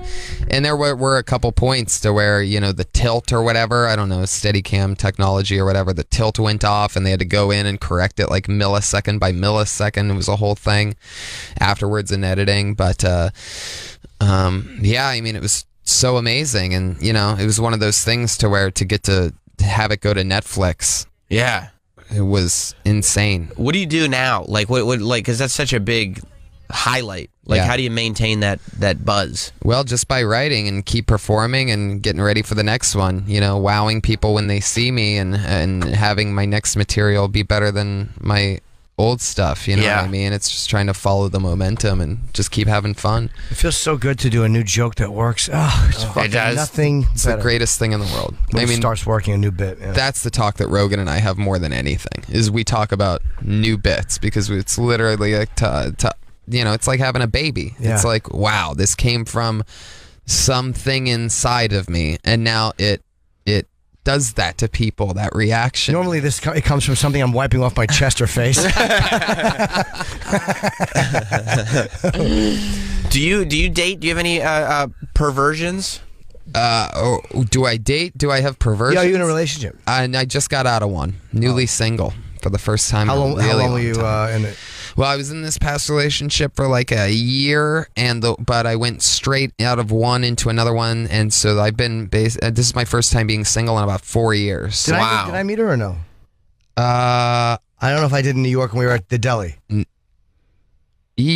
might not. I don't remember. No, Somebody else. Jeff Ross came up with some. Okay. Yeah, that was Jeff. Yeah, Jeff was with. Our relationship's tough for you just because you have such an intensity about like your work. Because I've gotten to know you a little bit, and you just strike me. You're very intense about.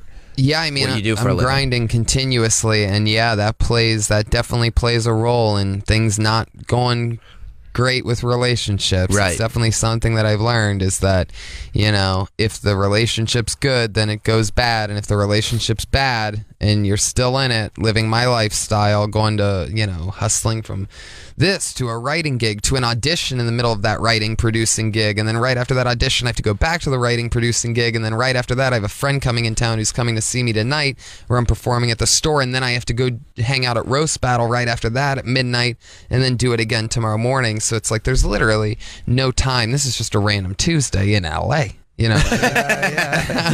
But my point is like you know, there's just nothing. There's no chance. And not to mention, you know, I'm sort of having cool stuff happen for the first time ever, going to Australia for 2 weeks. Right. And just, you know, like I did the Wilbur Theater in Boston a few weeks ago, just cooler, bigger gigs than I've ever imagined. So it just sort of takes me out of it a little bit. And relationships are tough in that scenario, because as you're like, at first you're like, okay, the relationship might have to suffer a little because you have to grind as much as you do to get to this next spot. But then once you get to that next spot, there's only more. And you attract right? hotter girls. That's the best part. Yeah. Is all of a sudden you realize, like, well, I can fuck all three of them, not just the one at home. Yeah, You gotta be faithful. I can get Netflix girls now. Very hard not to fucking at least intrigue sexually, even if you don't cheat.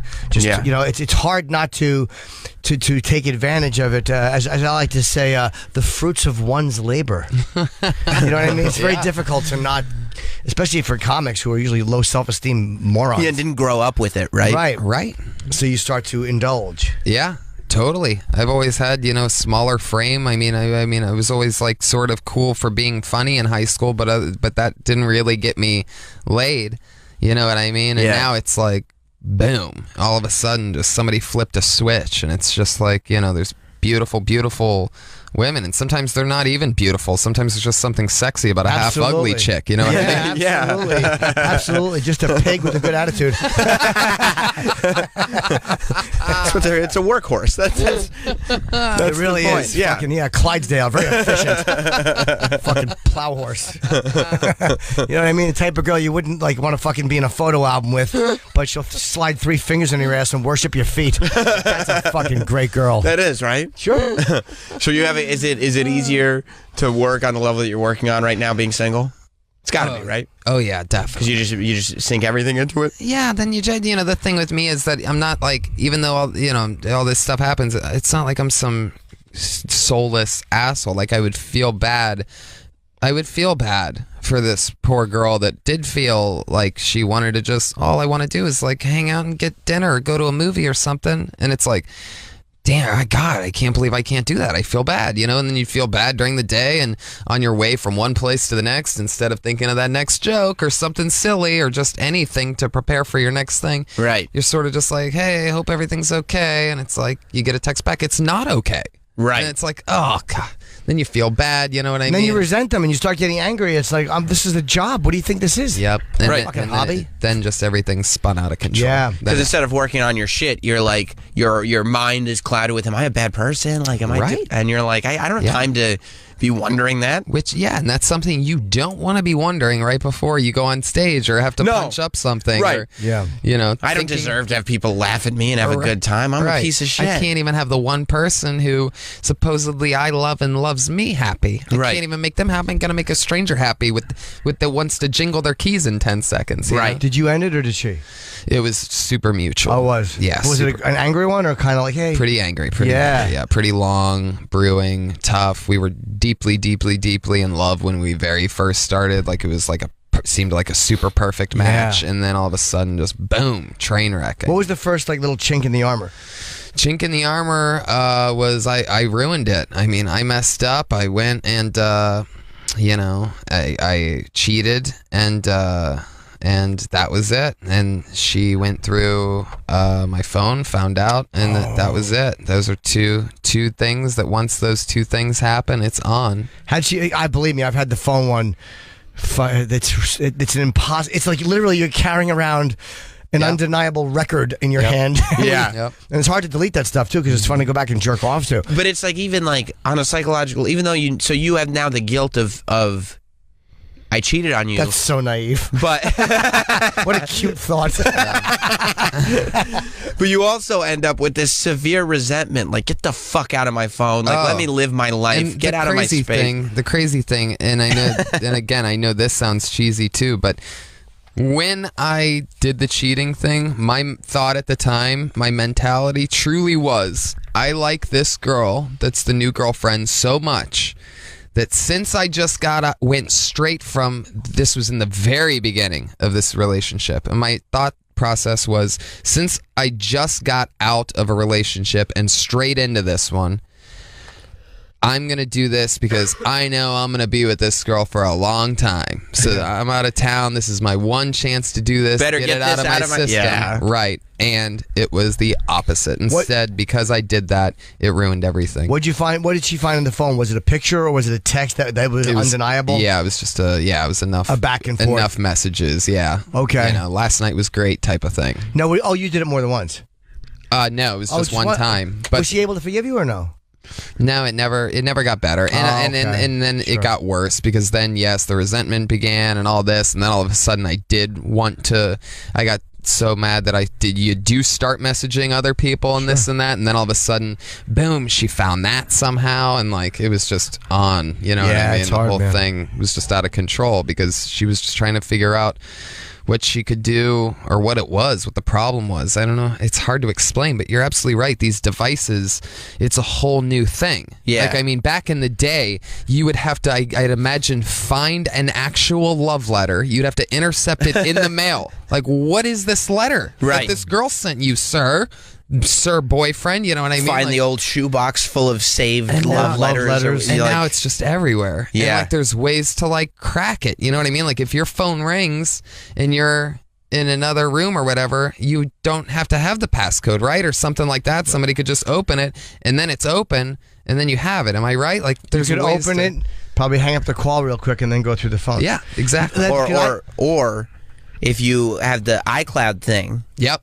And you forget that your texts come up on your computer. Oh, that's crazy with the iPad. Oh, somebody's using your computer. Yeah, that's what actually did it for me. It wasn't actually the phone. It was an iPad connected to the phone in the iCloud, and it wired it all in. that fucking iCloud, I would literally rather fucking just jot down my information with a pencil, like copy it from my phone, than use that shit iCloud. Yeah. Do you not delete stuff? Oh, she saw it as it came in. Yeah. Well, I don't even do it anymore. I won't even connect to the iCloud anymore. Sucks. And it sucks because my notes and now my recordings, all my sets and all my jokes and everything, I liked the iCloud for that, but it's just not worth it to me to have anything out there. You learn immediately. Like, I mean, and it's not like I'm just hooking up with all these chicks. It has nothing to do with like, you know, protecting myself from people knowing what I'm doing with girls. It's not about that. It's just about everything, man. It's so weird, this thing where it's just crazy. How many, let me ask you, Tony, and Sam's married. If you open your phone, how many text messages down is it? Like, not who is it, but how many text messages down is it from the top where there's something that would be embarrassing? Probably almost immediately. Like one of the first conversations. I can tell you, I'm literally curious. Yeah. I'd like that. Jim, how about for you? Open up your text messages, and if you go down the list, where do you get to a conversation that you don't need everybody seeing? Not as many as I would. I actually more first ex-girlfriend who's a friend of mine, second buddy of mine, third girl that I'm working on, but we haven't said anything embarrassing. So there's nothing in there I wouldn't want you to see. Fourth is Bob Eatman, which is probably the most humiliating on a career level. The fifth is my friend who we saw last night. So there's a couple of personal things in there. Right. But that was somebody who was like a legitimate friend, so that's not like a real bad one. Well, you specifically had a clean night. You last night. Then a female friend, then a director. Wow. Oh, boy. Yeah, number 7 or 8. What about you, Tony? My older brother makes, I guess I'm going to talk about it on radio, but instead, my older brother makes an N-word joke like 5 messages down. I like that. Straight into the text message. Right. And it's one thing to mention that it happened on the radio because there's plausible deniability and stuff, but I don't think he needs that in text showing up anywhere. Do you delete stuff? Like I hate to delete text. Are you a deleter? No, I can't. I don't do it. Yeah, it's weird. It's so much easier just to get rid of them. Yeah. I can't do it though because then I don't delete text either. Because then I don't. Then if it starts back up again, you don't know where it left off or anything like that. You know what I mean? It's a weird save thing. Snapchat, I follow like very few people on Snapchat because you can't save them. But now I'm watching. I'm like, I don't need to save every interaction. I think that's why really young people like Snapchat because for them, they've always had stuff that was savable and collectible and capturable. But you're also a collector of things, like the same way I am. Yes. Like I don't ever like to throw anything out. I collect laughter. I mean, not to be too like maudlin, but I collect laughter. Yeah, well, the collection's not going well. I'm just saying. Are you a collector of things? Or not really? Not really. I mean, you mean just anything? Like stuff, yeah. Like Jim and I both are the type of people that have savers. A lot of stuff. We hoard, but not dirty shit. Like just things I've my in career. General. Yeah, just you know what I do save that I can't get rid of, and I don't know what I'm going to do with it. Is everything I've ever written, like no matter what the like show notebooks. or anything. Yeah, me too. That's great. Stacks of papers of just scribbled notes, and you'll be going through one thing, and you're like, "Wow, this is from the Trump roast." Right. Oh my God, this is I get that craziness. This is because we all think we're Da Vinci on some level. Of course, and then someone's going to find these notes someday and then do something with them. They're just worthless garbage, but I save them. Yeah, too. yeah. Packing slips, fragile stickers from 1990 when I started, and I worked at Christoph Silver, and I would write down jokes on the fucking as I was packing silverware. Yeah. It's like I saved all that shit. Yeah.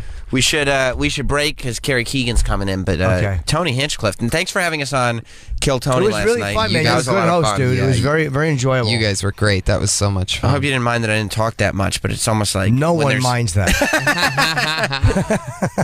But you were great. You asked some great questions. Yeah, there's so many funny people. Yeah. That are all involved in that from the band to the dais or whatever you'd call it, and the comedians. A lot of them some of them were really good. I was kind of bummed because with the episode we taped last night, a bunch of the ones that I wanted to be like that was not good. They were like, it's my first time on stage, and I was like, actually really not bad for your first time Right. on stage. For their first time, they were actually like really good. Or they were nice. You know what I mean? Yeah. For me, it's hard to be really nasty to a comedian who's nice if he's new. Like, Right. Like if the a guy poor- was a dick, The but poor guy that did the 60-second long Holocaust joke that was With the 59 paper seconds clips. of setup. Yeah. Yeah. All the map and everything. Terrible. yeah, we made fun of other stuff on. He was making fun of because of his Tight outfit shirt. and his clothes. He really did look like David Berkowitz too. He really should have been shooting a couple. You can get Kill Tony on iTunes. Where else? It's on YouTube, Vimeo. Awesome. Catch it on Ustream live streaming every Monday, live from the Comedy Store, or see it live there. Amazing. And anything else? Your special on Netflix. Netflix Yep. special called One Shot, Spokane, Washington this weekend. Kill Tony's at the Houston Come and Take It Fest in the middle of November, and I'm going to be in New York City for UFC 205 and with Rogan. Oh, and, good. Doing Big J's show the night before that. I'm doing that one night too. Crowd work one? Yes, Oh, but I cool. think I'm doing it the Wednesday because the Thursday I couldn't for some reason. I forget why. I don't know why I had to bore everybody on the radio with that. I could have just said I'm doing it too. Yeah, you had to take Tony's plug away from him and make it yours. No, it was really ours. nice. But Really it helps nice. promote the show because two of us are doing it. People go, hey, if I like both of them, I could see both shows. Yeah. Hey. Trust me. It's the same show. It's called Synergy. You wouldn't know about that. And that's called What's Your Fucking Deal? And I believe that's on CISO coming out, right? Is that Jay's? Yeah. Excellent. Tony, thank you. Hey, thank you guys. Always good seeing you, man. Yeah, you're the best, Sam. And we'll be back with Carrie Keagan after this. Yep. Welcome back. Is there an audio problem? If there is, please fix it in New York. Because I saw something on Twitter that there's an audio problem. Just one person? Yeah, but it's always more people. Welcome back. It's Jim Norton and Sam Roberts. We're live from Los Angeles. We'll be live again tomorrow and all this week, starting at 8 a.m. Pacific, which is 11 a.m. Eastern this week only, because we need to be on at an appropriate time so some of our exciting guests can come in. For instance... Studio time, by the way, before you introduce Carrie, was also hard to get when we... Yeah, it was. Carrie Keagan is here. What's up, motherfucker? Welcome, Carrie. You got so much going on. I guess right now, like you're gearing up to have so much going on, right? Like it's done, but now everybody gets to find out about That's it. what happens when you write a book. It's like entirely, you spend 1,000 days writing it, and you feel like you've been in a closet in the dark by I know yourself. that feeling. And then all of a sudden, everyone knows. Yeah. And it's all very exciting. It's like, yeah, but I've been living this for 4 years. Yeah. Have you read it for 4 years? No, well, not exactly, no. But yes, I mean, I feel like it has been. What's it about? It's called Everybody Curses, I swear. See? So you can imagine. I mean, basically, I started in this business interviewing celebrities on No Good TV, ngtv.com, and every A-list celebrity you could possibly think of was cussing their ass off. Now, how did you end up getting that kind of access in the beginning? Is it because you were one of the first kind of giant YouTube things? Well, because you're very attractive. That helps. Yeah, people want to It doesn't hurt. Thanks. No. We started out as a partner on YouTube. Yeah. And I'm sure that helped. But then, I mean, you don't always get access just because you're with YouTube. Right. And we were one of the first YouTube partners. So we definitely were not. It wasn't because of YouTube that we ended up getting all the access. But you cut your teeth. You just keep doing it. You get into one and then you don't fuck it up. You keep going back and they keep inviting you. The celebrities enjoyed it. So we just kept coming back. How were they? Did any of them hit on you? I'm sure all of them did. Not as many as you would think. This is a very professional thing, these junkets and these interviews. You know how this goes. Junkets is different, but I mean, yeah. But sometimes, you get an actor who's half hungover or whatever. Yeah, like right now. Are you hungover? I'm fucked up right now. Are you? Dude, it was Halloween yesterday. You had fun at the Halloween parade? Halloween's my favorite holiday of the year. I live for this shit. By the way, that's the best sidestep of a subject ever. Yeah. So, did anybody try to have sex with you? Oh my God, did you see the float? Woo, the drag queens. Not as many as you would think. Yeah. All right. I wish sometimes that there were more. Yeah, you do. But then not really. Yeah. That gets old. I imagine it does, but it's also people who are I entitled. wouldn't imagine that it does. If you're having a sex hot with girl- celebrities? No, but if you're a hot girl and just guys are hitting on celebrities hitting on you, almost entitled, like they're expecting. Wait. I think you can actually take out one word from that sentence. If you're a girl. Oh yeah. And people are hitting on you all the time. I mean, pretty much if you're breathing and you have the like slight maybe a boob, someone's going to be hitting on you all the time. Yeah. And that's just the way it goes. So, And it gets old. I mean, sometimes it gets old. Right. That being said, I'm not telling anybody to stop. Right, because with the only thing worse than that getting old is if it stops If happening. it stops Yes. entirely, wait, what happened? Right, and you're like, oh no. Something I said. Yes. People complain about signing autographs, then people stop asking. They're like, "Fuck! I wish somebody would notice that I'm here." Am I not Right. cool anymore? Yeah. What Right. happened? Right. Yeah. Is Right. Schwarzenegger hosting this year? This. Oh yeah, so I'm on Celebrity Apprentice. It starts in January, and it's a whole new thing. They are filming it in L.A. Arnold Schwarzenegger is now the host, and it's fun. Who else is on it? Lots of people. Oh, Our there's 60 pal of us. Matt Eisman's on it. From American Ninja Warrior. He's a big fan. Yeah. Matt's on it. Boy George, Vince Neil, John Lovitz, who is hysterical, by the way. He doesn't go anywhere without his dog Jerry. Have you met Jerry? I have not met Jerry. No, we haven't met Jerry. You guys my have friend to- had a cousin who did stand up named Jerry years ago. Facts of I life. don't think it's the same. Jerry is this tiny little dog with this ridiculous underbite, and he doesn't go anywhere without Jerry. You have to look him up. Like, Google his face. He's ridiculous looking. Were you bummed? Because I'm a ridiculous Celebrity Apprentice fan. Are you? Oh, I mean, I've watched every season like religiously. Really? Like crazy. So you'll be watching this season? Yeah, but if I was on Celebrity Apprentice and I found out Donald They'd have was to rename it. Apprentice would Yeah, be fine. nobody apprentice. You know they have the other apprentice. Yeah, if we'll you see need a when we're real doing job. the other. But I'd be bummed out if I found out Donald wasn't hosting. Why? Because I liked watching the show when Donald was hosting. Well, maybe you'll like it better with the governor. Do you think so? Potentially. How long? Listen, How long were the boardrooms? how long were they? Yeah. I mean, some of them go on for hours. Honestly, they cut it down for TV. Right. But they don't make a quick decision. Was it awkward because Trump endorsed him and said, hey, I can't picture of a better guy to do this. He's my friend. And now Arnold's going, that's the first Republican I'm not going to vote for as president. I wonder if there's any tension between those two guys now. I'm sure that the stuff that's going on in politics right now is just messy. Yeah. But yeah, I have to say, there's one thing that I'm really happy about this whole Trump situation is the word pussy is now like being said on every single news station. Absolutely. It's so a nice thing. that it's not being used to describe me.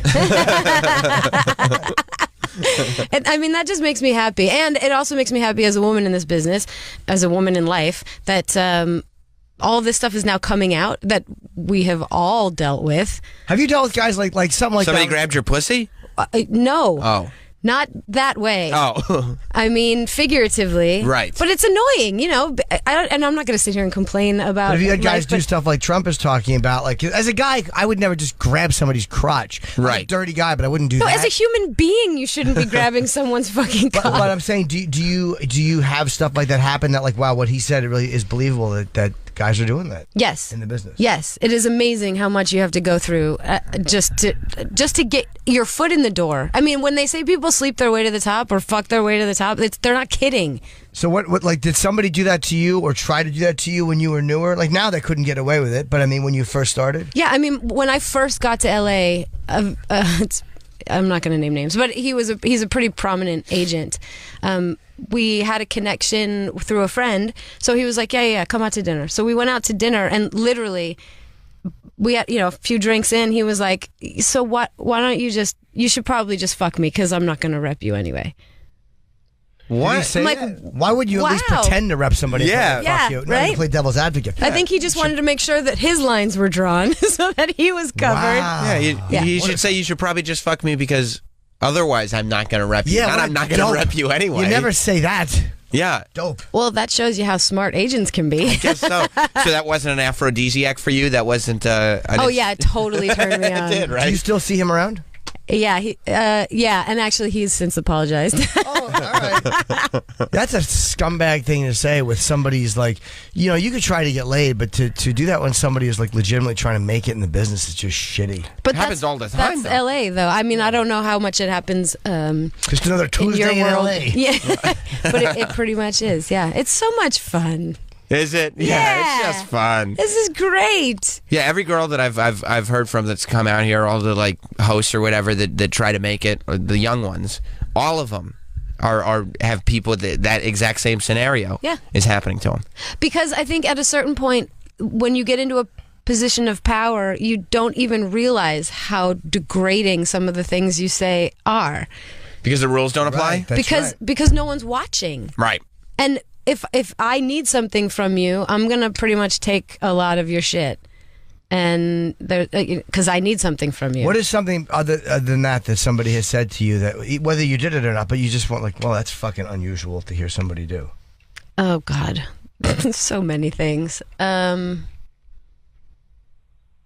Well, I mean, the one story that's coming to mind is a little bit different.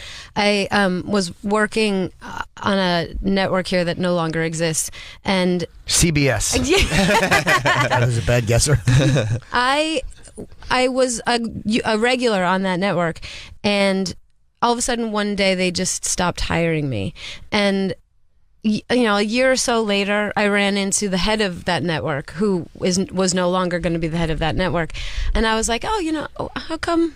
It's weird, I wish I could work with you guys again. I don't know what happened. And he's like, honestly, the women executives just thought your boobs were offensive.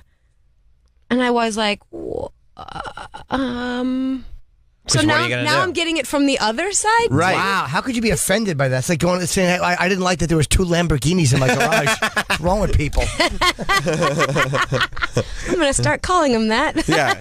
That's shitty. So is there jealousy? It's jealousy, yeah. And they couldn't have just said, like, for the show, could you dress a certain way? Well, I mean, when I did the show, they had a wardrobe department that was dressing me. Dressing you, okay. But I've gotten kinda hard that to hide my whole them, life. It's impossible for me to hide them. Right now. You didn't notice, Jim? Honestly, no. Oh. I look eyes only. Oh, that's it. Well, you're a charming guy. Carrie is, I'll tell you, a well-endowed woman. Okay, well, I don't look that way. That's not eyes for you. only, yes. You're Sorry about that. So I wasted this outfit. is what you're saying? Jim's just an old romantic. Look down here. Look down here. I would not. No, lower. And she can always tell when a guy's catching a creepy glance, like when you look, you're like, I just could glance. She always tells. Oh, it's hysterical to me when I'm meeting people, even executives or whatever. When I'm meeting people, and you're always like, "Hey, how you?" And there's always that quick glance down. It's hard not to. Yeah. Yes. What about people who go in for the way too tight hug? Oh. You know what I mean? Because they want to cop a feel. That's so fucking creepy. Like they just start pressing. But that reminds me of that Trump and Billy Bush thing when they came off the bus and they were like, "Yeah, come on, give us a hug." Yeah. I'm like, I feel bad now. We hugged when you came in. Dude, I hugged you harder than you hugged me. No, I know, but I made hug me today. But I made this sound. Yeah. I thought that was just my back cracking. No, that was You just bury your face in her neck. mother. Last time I actually saw you was in New York right after we roasted Boomer Esiason. That's who the roast was. We went to the Friars Club after, and I could not remember who we had I was just asking, who did we roast last time? And we were talking for a while, and then somebody dragged you off that was talking to you. Was it Jerry Lewis? No. Damn it.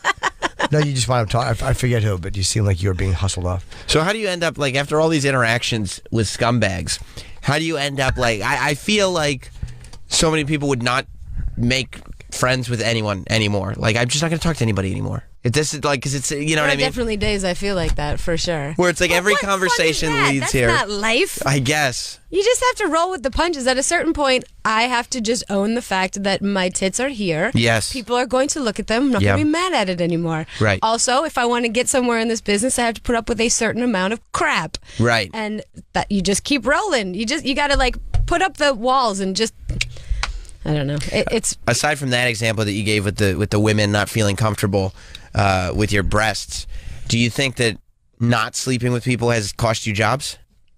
Oh, for sure. It has? Yes. I've met with producers of movies and directors and things. Abso-fucking-lutely. Wow, and now they don't come right out and say it, right? Because most guys are no, too because smart. that would be gross. Most guys, are too smart. Right? So what is the way they'll phrase it where we both know what's being said, but yet hey, it can't be proved in court? Right, well, yeah.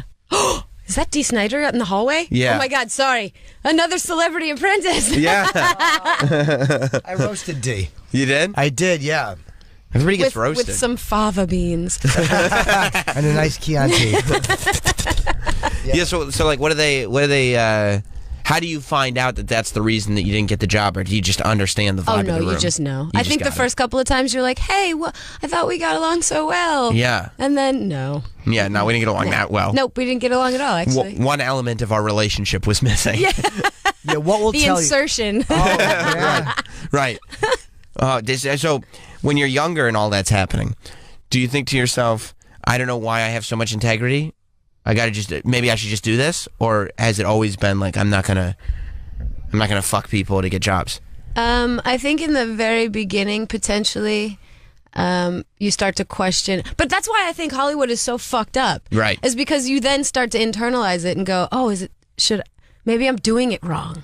Right. Should I be doing this? You start taking it out on yourself. Your insecurities start to kick in, and you're like, well, I need to put out in order to do this. I need to, start doing things differently and like lowering my standards. Yeah. And stop looking at it this way because it's hurting me. Yeah. So did you ever compromise that and regret it? No. You didn't? No, and I talk about that in my book as well. The struggle of being a girl is real. And no, at a certain point you just go, you know what? I did this for me. I'm doing this. I'm going to keep my standards. And everybody's standards are different. If you feel like you need to fuck your way to the top, right, and you feel good about that, then bless you. Yeah. Go do it. I wish I could. You should. Fuck your way to the top? Yeah. Every time I fuck someone, I drop like one level. Poor performance. I feel like, wah, wah. That makes me sad. Me too. I feel like you'd be good. I feel like you'd be a generous lover. I am, yeah. I mean, I get in there and I try to stick around until the job's done. You do? Yeah. It's just cool the way you talk about it. Yeah, I'm sexy. I keep it kind of sexually right. Just charged. Get in there until the job's done. Yeah, try to... How do you feel about oral sex? It's my favorite thing in the world. You see, every guy in the world says that. I know they do, but I'm telling you, it's my favorite. I believe me, I've told too many embarrassing truths about sex right now. I love oral sex. Even if they have a vagina? Yes, you know what? I've begun enjoying that. Yeah, but I prefer a vagina that's a bit... what's the word? Not necessarily the perfect looking ones. I like when they're a bit personality driven. Personality-driven vaginas. Such as what? Now, I am not an aficionado of vaginas. So. I don't mind the larger ones. Like the small ones are nice. Like when the wind blows, you can... Yeah, exactly. When it looks like you could work like a marionette. Like I like those. Yeah, those. How do you know? Can you... you know how they say you can tell what a man's penis looks like by his fingers? It's not true. Well, it kind of is. I believe that is true. But can you gauge a woman's labia? Skinny little fingers. Yeah, exactly. and a crooked bent thumb. Sorry. Yeah. That's pretty accurate. No, but he bites his nails. I always get presents that will help, like white spandex shorts. That's how I can tell. You do? Yeah, but no, I like oral sex so much because there's so much less of a risk. And I talk for a living. I used to smoke. I like to eat compulsively. I'm scent driven, so I've always kind of enjoyed. Yeah, but what if you get cancer? You have an oral fixation, is what you're saying. Very much. Yeah. What if you get cancer like Michael Douglas? This is the biggest catch ever. Yeah. You don't worry about getting cancer like Michael Douglas? If you're gonna get it, what better way to get it? That's true. And fucking Catherine Zeta-Jones. That's true. Nobody's going to sit there and be like, oh, like if you smoke and you get cancer, people are going to call you an idiot. But if that's how you get cancer. Yeah, people high five you. Exactly. It was worth it. Although you can just try and see their prescription for that pill that you can get now for the HPV virus. But don't you need to be a certain young age for that? You're supposed to take it, when you're, I think, adolescent. Oh, I should find out about that. I mean, I don't think I've ever had a HPV, but You don't think so? No. It doesn't just go away, does it? You either have it or you don't. I don't know. No, but I think I've been tested for it and have it, or they can't test for it. Yeah. Okay. There's probably just so much other shit in there for you that it would just be under everything, you know? You'd be surprised. You'd be very surprised. How lucky I've been. Lurking beneath the surface. I think so. Yeah, you'd be very shocked. So you enjoyed. It's weird though that they got Arnold to host Celebrity Apprentice because for all the shit that Donald has in his past, you know, that's been coming out as this election has. Yeah. I mean, Arnold's also a pig. You know what I mean? You might want to rephrase that because it's her boss. Let me rephrase. Arnold has also had a couple of dubious or questionable things said, alleged. None of that stuff, first of all, has anything to do with my experience with it. On Apprentice. He was always a gentleman to me. He invited all of us up to his house one night. Really? No, he invited you and he told you everyone else was coming. No, everyone was there. They all There's said photo no. proof. How nice is his house? It's pretty great, and it's got like governor paraphernalia and Terminator shit all over. It's cool. He keeps all his shit. Yeah, Like he loves the Terminator Do stuff. they have the cool Terminator stuff. outfit? I didn't see the outfit. What'd you see? I saw What'd you- the skull. Oh, I'd love that's to have awesome. that. It's pretty awesome. I'll be Bach. I do Arnold's impression. He also has a When? mini horse, He has a mini horse, like a living mini horse, like a real live mini horse. like in his backyard. She just roams around. Wow. She's real cool. I guess when you're Arnold and you're making that kind of money and you're that kind of famous, like you Get have a to real find- horse. Oh, you don't like the Yeah, mini but horse. if you have a real horse, then you can't just let it roam around your kitchen. It's like a dog in there. Oh, it roams around the house? Yeah, it Like just inside? roams around. Yeah. Probably shits all over. Does it shit in the house? You hire someone to Maybe. follow it with a shovel. Yeah, exactly. No, you can put little Arnold. diapers on them.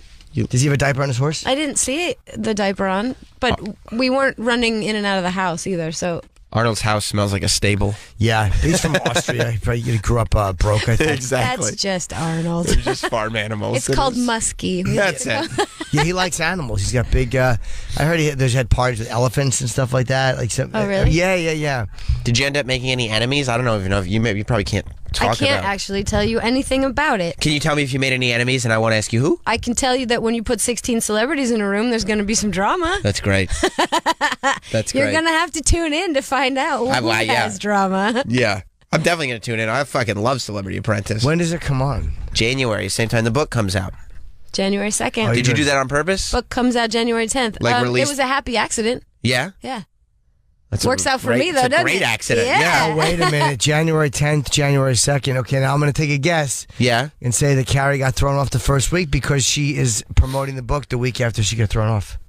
There's Or a lot she- of news when you get booted off something, and that's a Yeah. That's a big assumption. Yeah. probably is, yeah. I'm not good at Celebrity Apprentice guessing. I'm always wrong. But it is true. Yeah, she's got to release it early in January because if she waits till February, she's already been gone off the show for 3 weeks. That's it. potentially. And there's always heat around you when you get booted off. People want to know what happened. Why'd you get kicked off? Right. Also, it could have just been a happy accident. That's how it ended. No, I'm a happy accident. Thank you, Mama Norton. There are a lot of good. I was reading before you came in the story about your interview with Justin Timberlake, where it's like it was just about his dick. Lecoq. Yeah. She just, What happened? What'd you she talk just about? had the transcript in there. Here's when I talked to Justin Timberlake, and she just wouldn't let it go.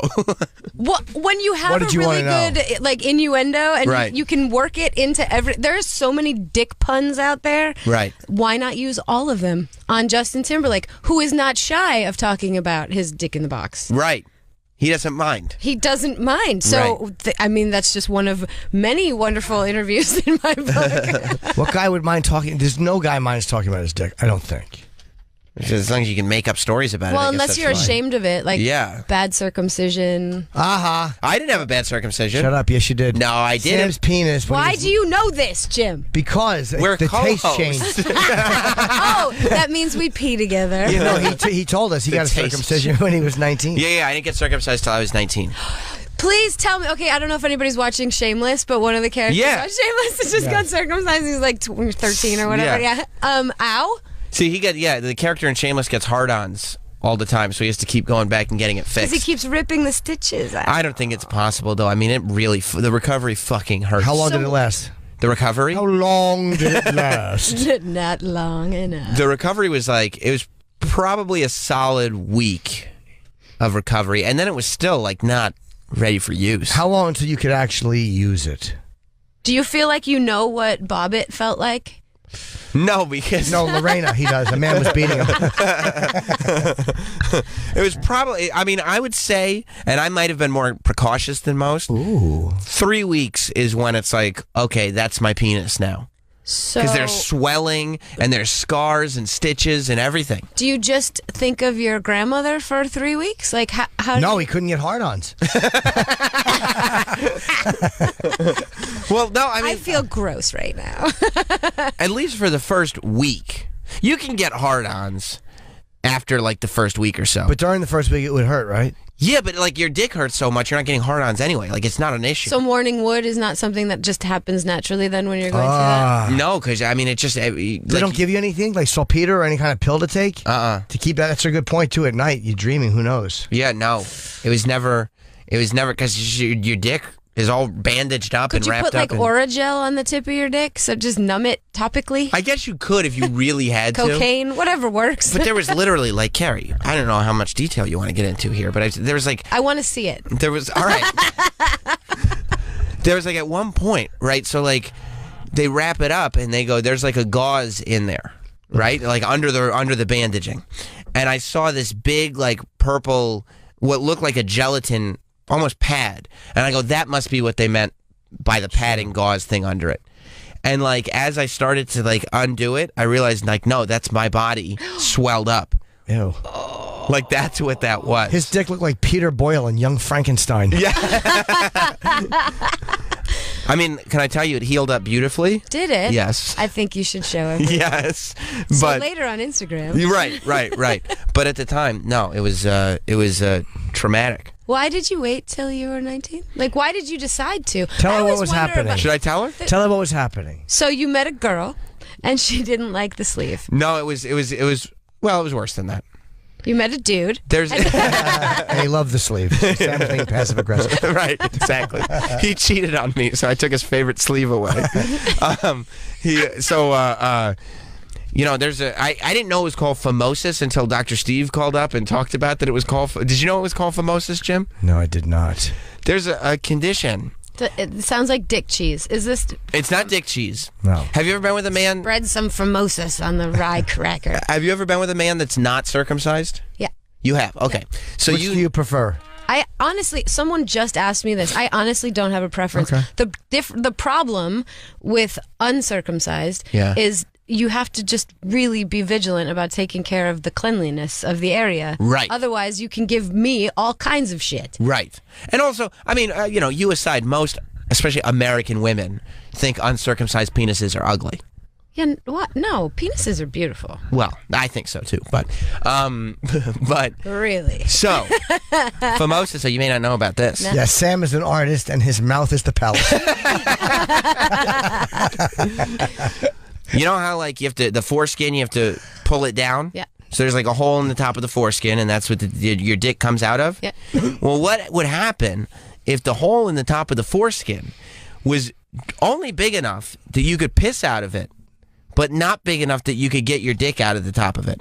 Whoa. So The that head of his penis was never exposed. so that turtle that can't get his head out of his shell. yeah, exactly. That would suck. Right. It's like, when you stretch, when you put on a rubber glove and you just keep stretching it, but you can't get your hand out of it. It's just like pulling against it. It would hurt?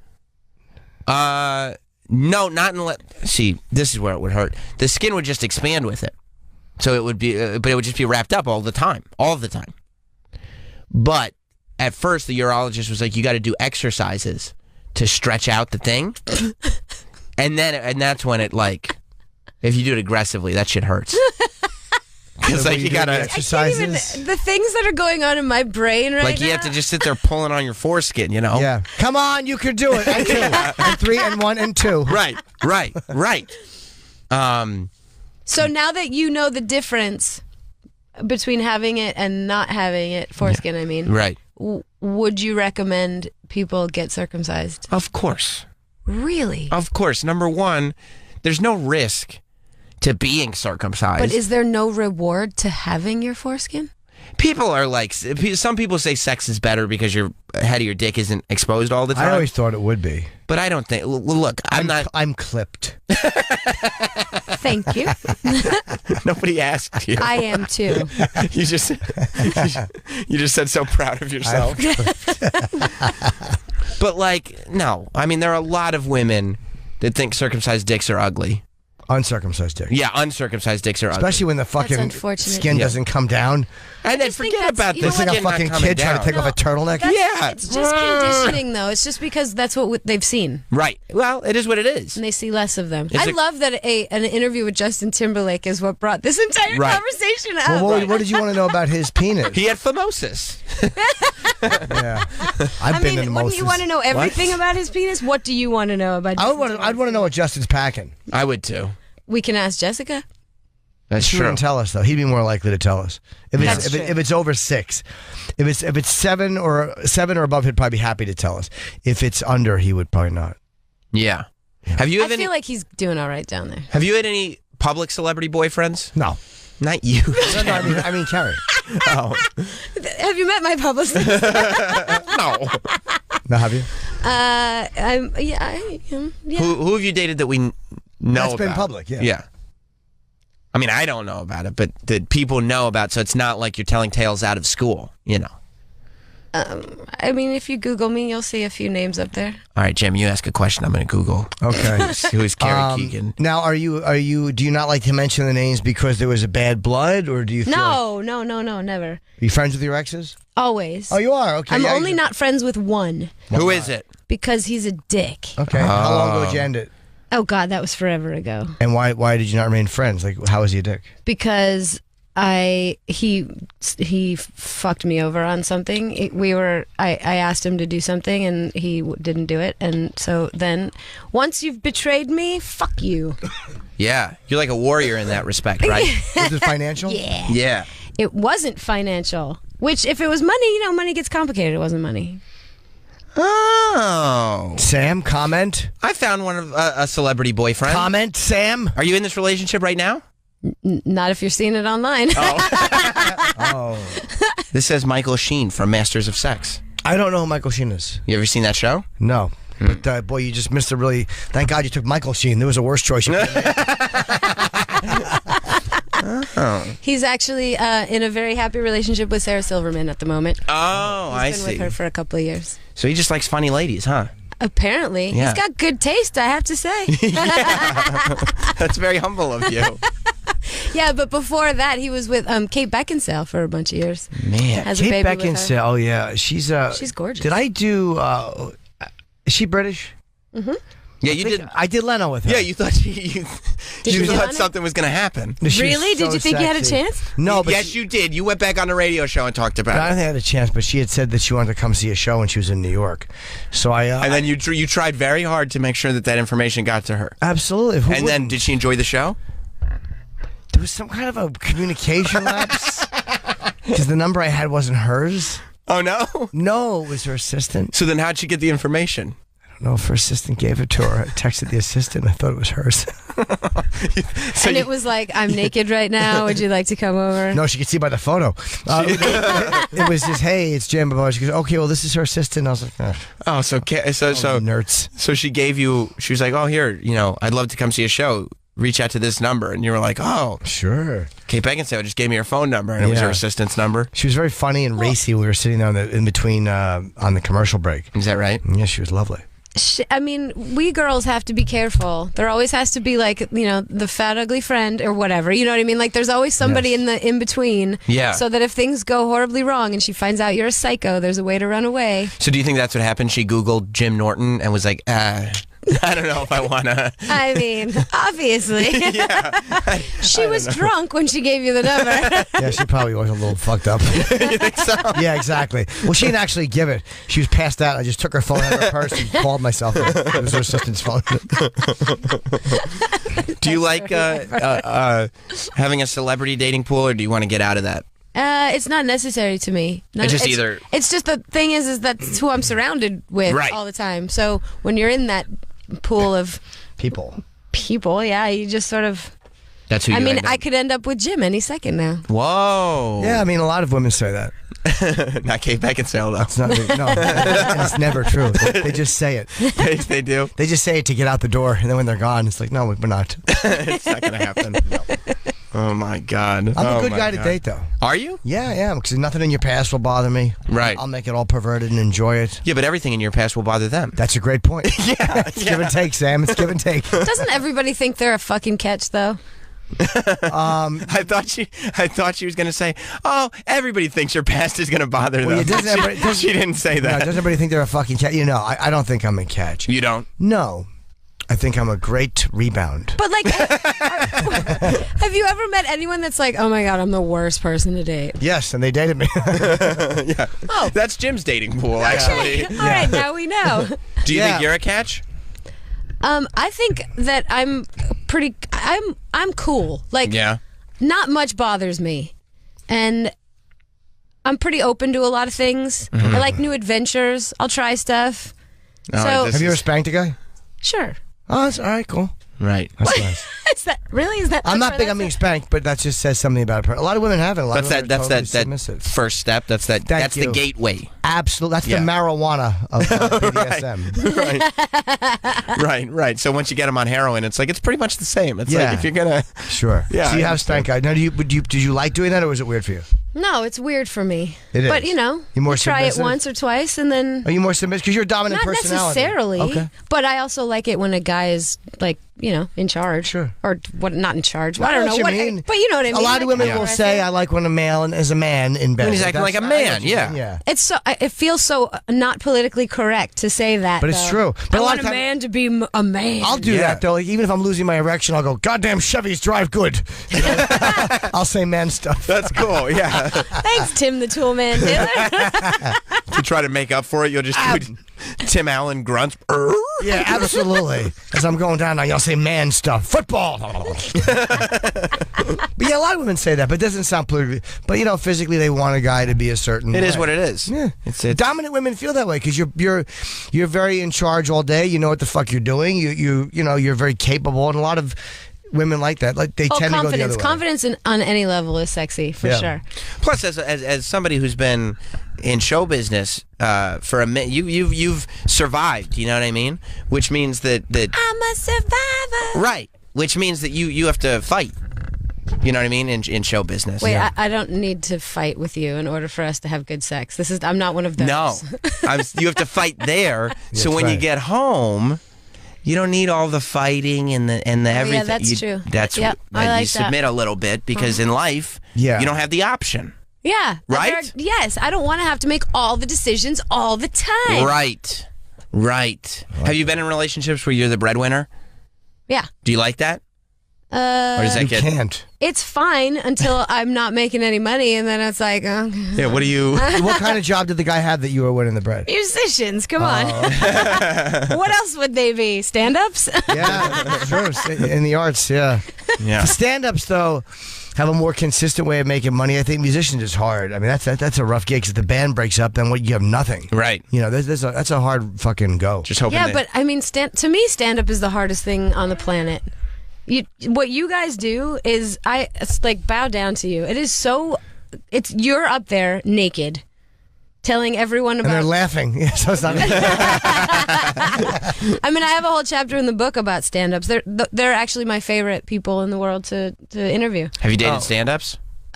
No, not properly. So I don't know all the psychoses. Yeah, there's a little odd stuff with comics, but yeah, comics probably are decent interviews because comics will give information comfortably. And when you're interviewing people, there's nothing worse than someone who won't give information. That's all you ask for. It's like it's my job to ask questions or your job to ask questions, but if someone won't answer them or gives like one-word answers, actors can be shitty. Oh yeah, not always. Some athletes can be shitty. I talk about that in my book too. You do like what? Bad interviews? They're. I mean, I've luckily not had a ton. But who was a bad interview you had? Oh God, Bruce Willis is the worst fucking. Was he really? He's terrible. I don't know Bruce, so I don't know what he's like as an interview. Why was he bad? I got a whole chapter. I heard he has a giant penis, by the way. I've heard that about Bruce. Have you? Yes, I have. Well, I guess you can be a bad interview when you know you have a giant dick. You have but you're a bad interview because you have a giant dick. That's I would it. never say anything. I'll just keep pointing. So why Are was we he talking bad? about his head right now? Why was he bad? You know, you have to read the book to get the whole story. But Yeah, in a nutshell, yeah. ultimately, what I thought he was going to be, which everyone growing up who knew who Bruce Willis was, like I was obsessed. I thought he was amazing. He was like the perfect guy to me in every way. Right. And then I met him, and it was like, holy shit. And you know, I tried to have fun with him. The man had zero sense of humor. Wow. Why? I don't know. Was he rude? He was rude. He got up and walked out on me. I'm just saying. What was the last thing you said before he walked out? You have to read the book for that. I can't give the whole thing away. Now you don't give away the end. That's fair. But was it going poor? Were you being confrontational or too personal? No, I never get confrontational. I literally made a joke. Okay. And he didn't like the joke. And he didn't like my joke. Well, if you're not going to take this seriously, I'm leaving. Well, it wasn't even that, but anyway, it's a sad thing. But what I did realize is that when you meet people that, you know, when you meet your heroes, they always tell you don't meet your heroes. Yeah. But sometimes when bad things happen to you, you take it as a learning experience. Right. And you grow from it. Right. I haven't had any heroes be real dicks. I don't. And Gene Simmons was once, but then every time I've seen him after that, he was great. Gene Simmons used to be my business partner. Was he really? Yeah. You know, Gene can be a little touch and go But sometimes. Gene relishes in being an asshole. He does. What was he your business partner in? No Good TV. Oh, he was one of the people involved. He was. That's awesome. I imagine he never flirted with you. No. It's just part of his DNA. It really is. Yeah. Like, but Is he good at it though? Because he is Gene Simmons. So Well, that's the thing is I wonder sometimes how much he was actually. Is he actually like a real ladies' man, or did women just flock to him because he's Gene Simmons, the demon, and like everybody loves swagger and everybody loves like a confident musician, and so how much was he getting of those 4,000 women he was banging? Like, how much of that was purely because he had a bass in his? Well, he wasn't fucking when he was a math teacher in Right. Queens. I guarantee you, when he was teaching math in Queens, he was not getting away But with if my math teacher spit blood out during class, totally banging him. it. So what was your determination after you got to know him? He's always been really good to me. And Was he a good ladies' man, or was it because he was... I'm still lost because now like he's getting older and older. Now he's married. Like everything's changed, and so it's hard to really gauge if. And plus, by the way, I watched him interact with a lot of different women, whether we were working with them or just people would come up and be like, "Oh my God, Gene Simmons, I'm such a fan." He would always give people, whether it was a woman or a man, a story. Something to remember that exact moment, and it could have been the most misogynistic thing you've ever seen. Like he'll grab a girl's tits or whatever. She doesn't get mad because it's Gene Simmons. Now, is that swagger or is that because you're Gene Simmons? That's enviable. Yeah. He's but one thing about Gene that's funny, and I've mentioned this before, he's a tremendously patriotic guy. Like he fucking loves the United States. He loves America. Loves America because when he came here as a kid, his mother was in a concentration camp. He has an amazing story. Like there was a Dan Rather interview, which was great that he did. And anyone who doesn't like Gene Simmons should watch that. And it's like that seems like that's who the real guy is. Right. Behind all the fucking I'm in Kiss stuff. And he's very likable. You think is he very likable, or does he just have an interesting story? No, but in that he's very humble. Well, he's relatable in a weird way. It's you Yes. see him differently than that larger than life thing that you see on Yeah, stage. you just see a fucking guy who who cares about his mom, and Loves his he's mother. very, very likable in that interview. I love my mom too. Does anybody not love that? Doesn't that give me some credibility? I guess you're likable too. That must be why you're likable. Right. So is the book more? My grandmother just turned 99, by the way. She's alive. She's alive. That's Wow. amazing. Well, no, what a fucking terrible story that'd be if she was dead for 7 years. My grandmother just turned 99. She's been in a graveyard for Yeah, exactly. But cool, she's 99. No, my great grandmother, her mother, What'd you get her for her birthday? Love. Oh, okay. She's got a little bit of dementia right now, so she wouldn't remember anyway. Does she know who you are? Sometimes. Oh, but hey, even sometimes is not bad when you're 99. Yeah, no, it's great.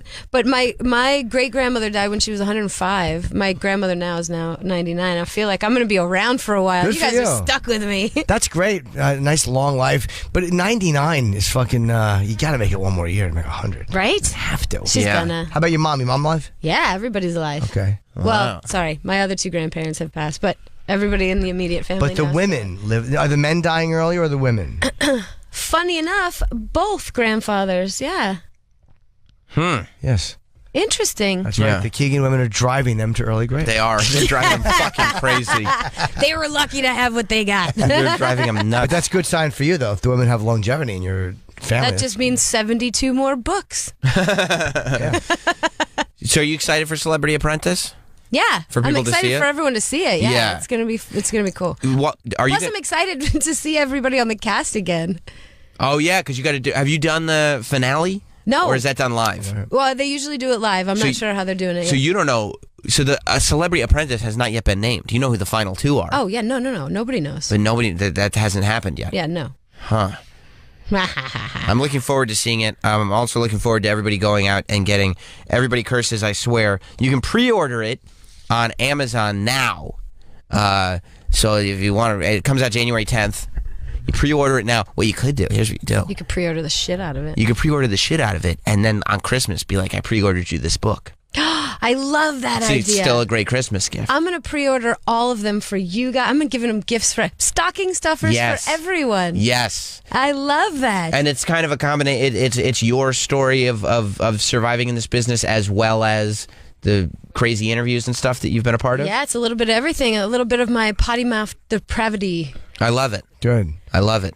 And we have to wrap up? We do. That's the end of the show. I'll be in Melrose Friday night at the Improv, Hollywood Improv here in L.A., and then just go to my site for a bunch of other gigs in Fort Lauderdale, Saratoga Springs, Hartford, all leading up to the special. That's right. We will be back here live at 11 a.m. Eastern tomorrow. We'll be in this time slot, 11 a.m. Eastern to whatever it is in New York, 2 p.m., I guess? 11 to 2. Every day this week. This week only. And tomorrow morning will be a replay of today's show in the spot, I think. And by the way, today's show was incredible. So it really enjoy was. It very much. I mean, we had a lot of new LA running joke is really fun. I'll keep that going. You didn't try any of them with Carrie. I didn't think of it. Well, now I feel left out. No, I was just doing stuff about making observations about LA. It was just weird, like walking around. So you were at the Halloween parade last night, right? Yeah. It was interesting, like seeing the people on the street dressed up in their Halloween costumes in LA. All crazy, right? It was amazing. Yeah, that happens sometimes. It's my favorite part.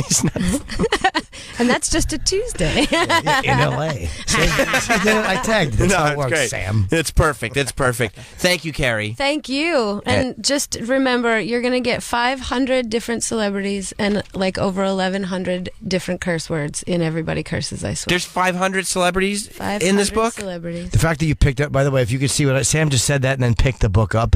Yeah. Like, if Made me they're all very just going angry. to affect you, right? Osmosis. No, but that was actually a really good plug. Yeah. But I didn't like it, though, because we're not on late night TV. What do you mean? You could just say 500 celebrities. You actually picked up the book and Well, I am trying. I'm in the moment. Thank you, Jay Leno. We'll see. We'll see y'all tomorrow. Fucking Teft misses his cue. He is. You're You missed- fired, Teft. You missed your cue. This has been Sam Roberts. To download.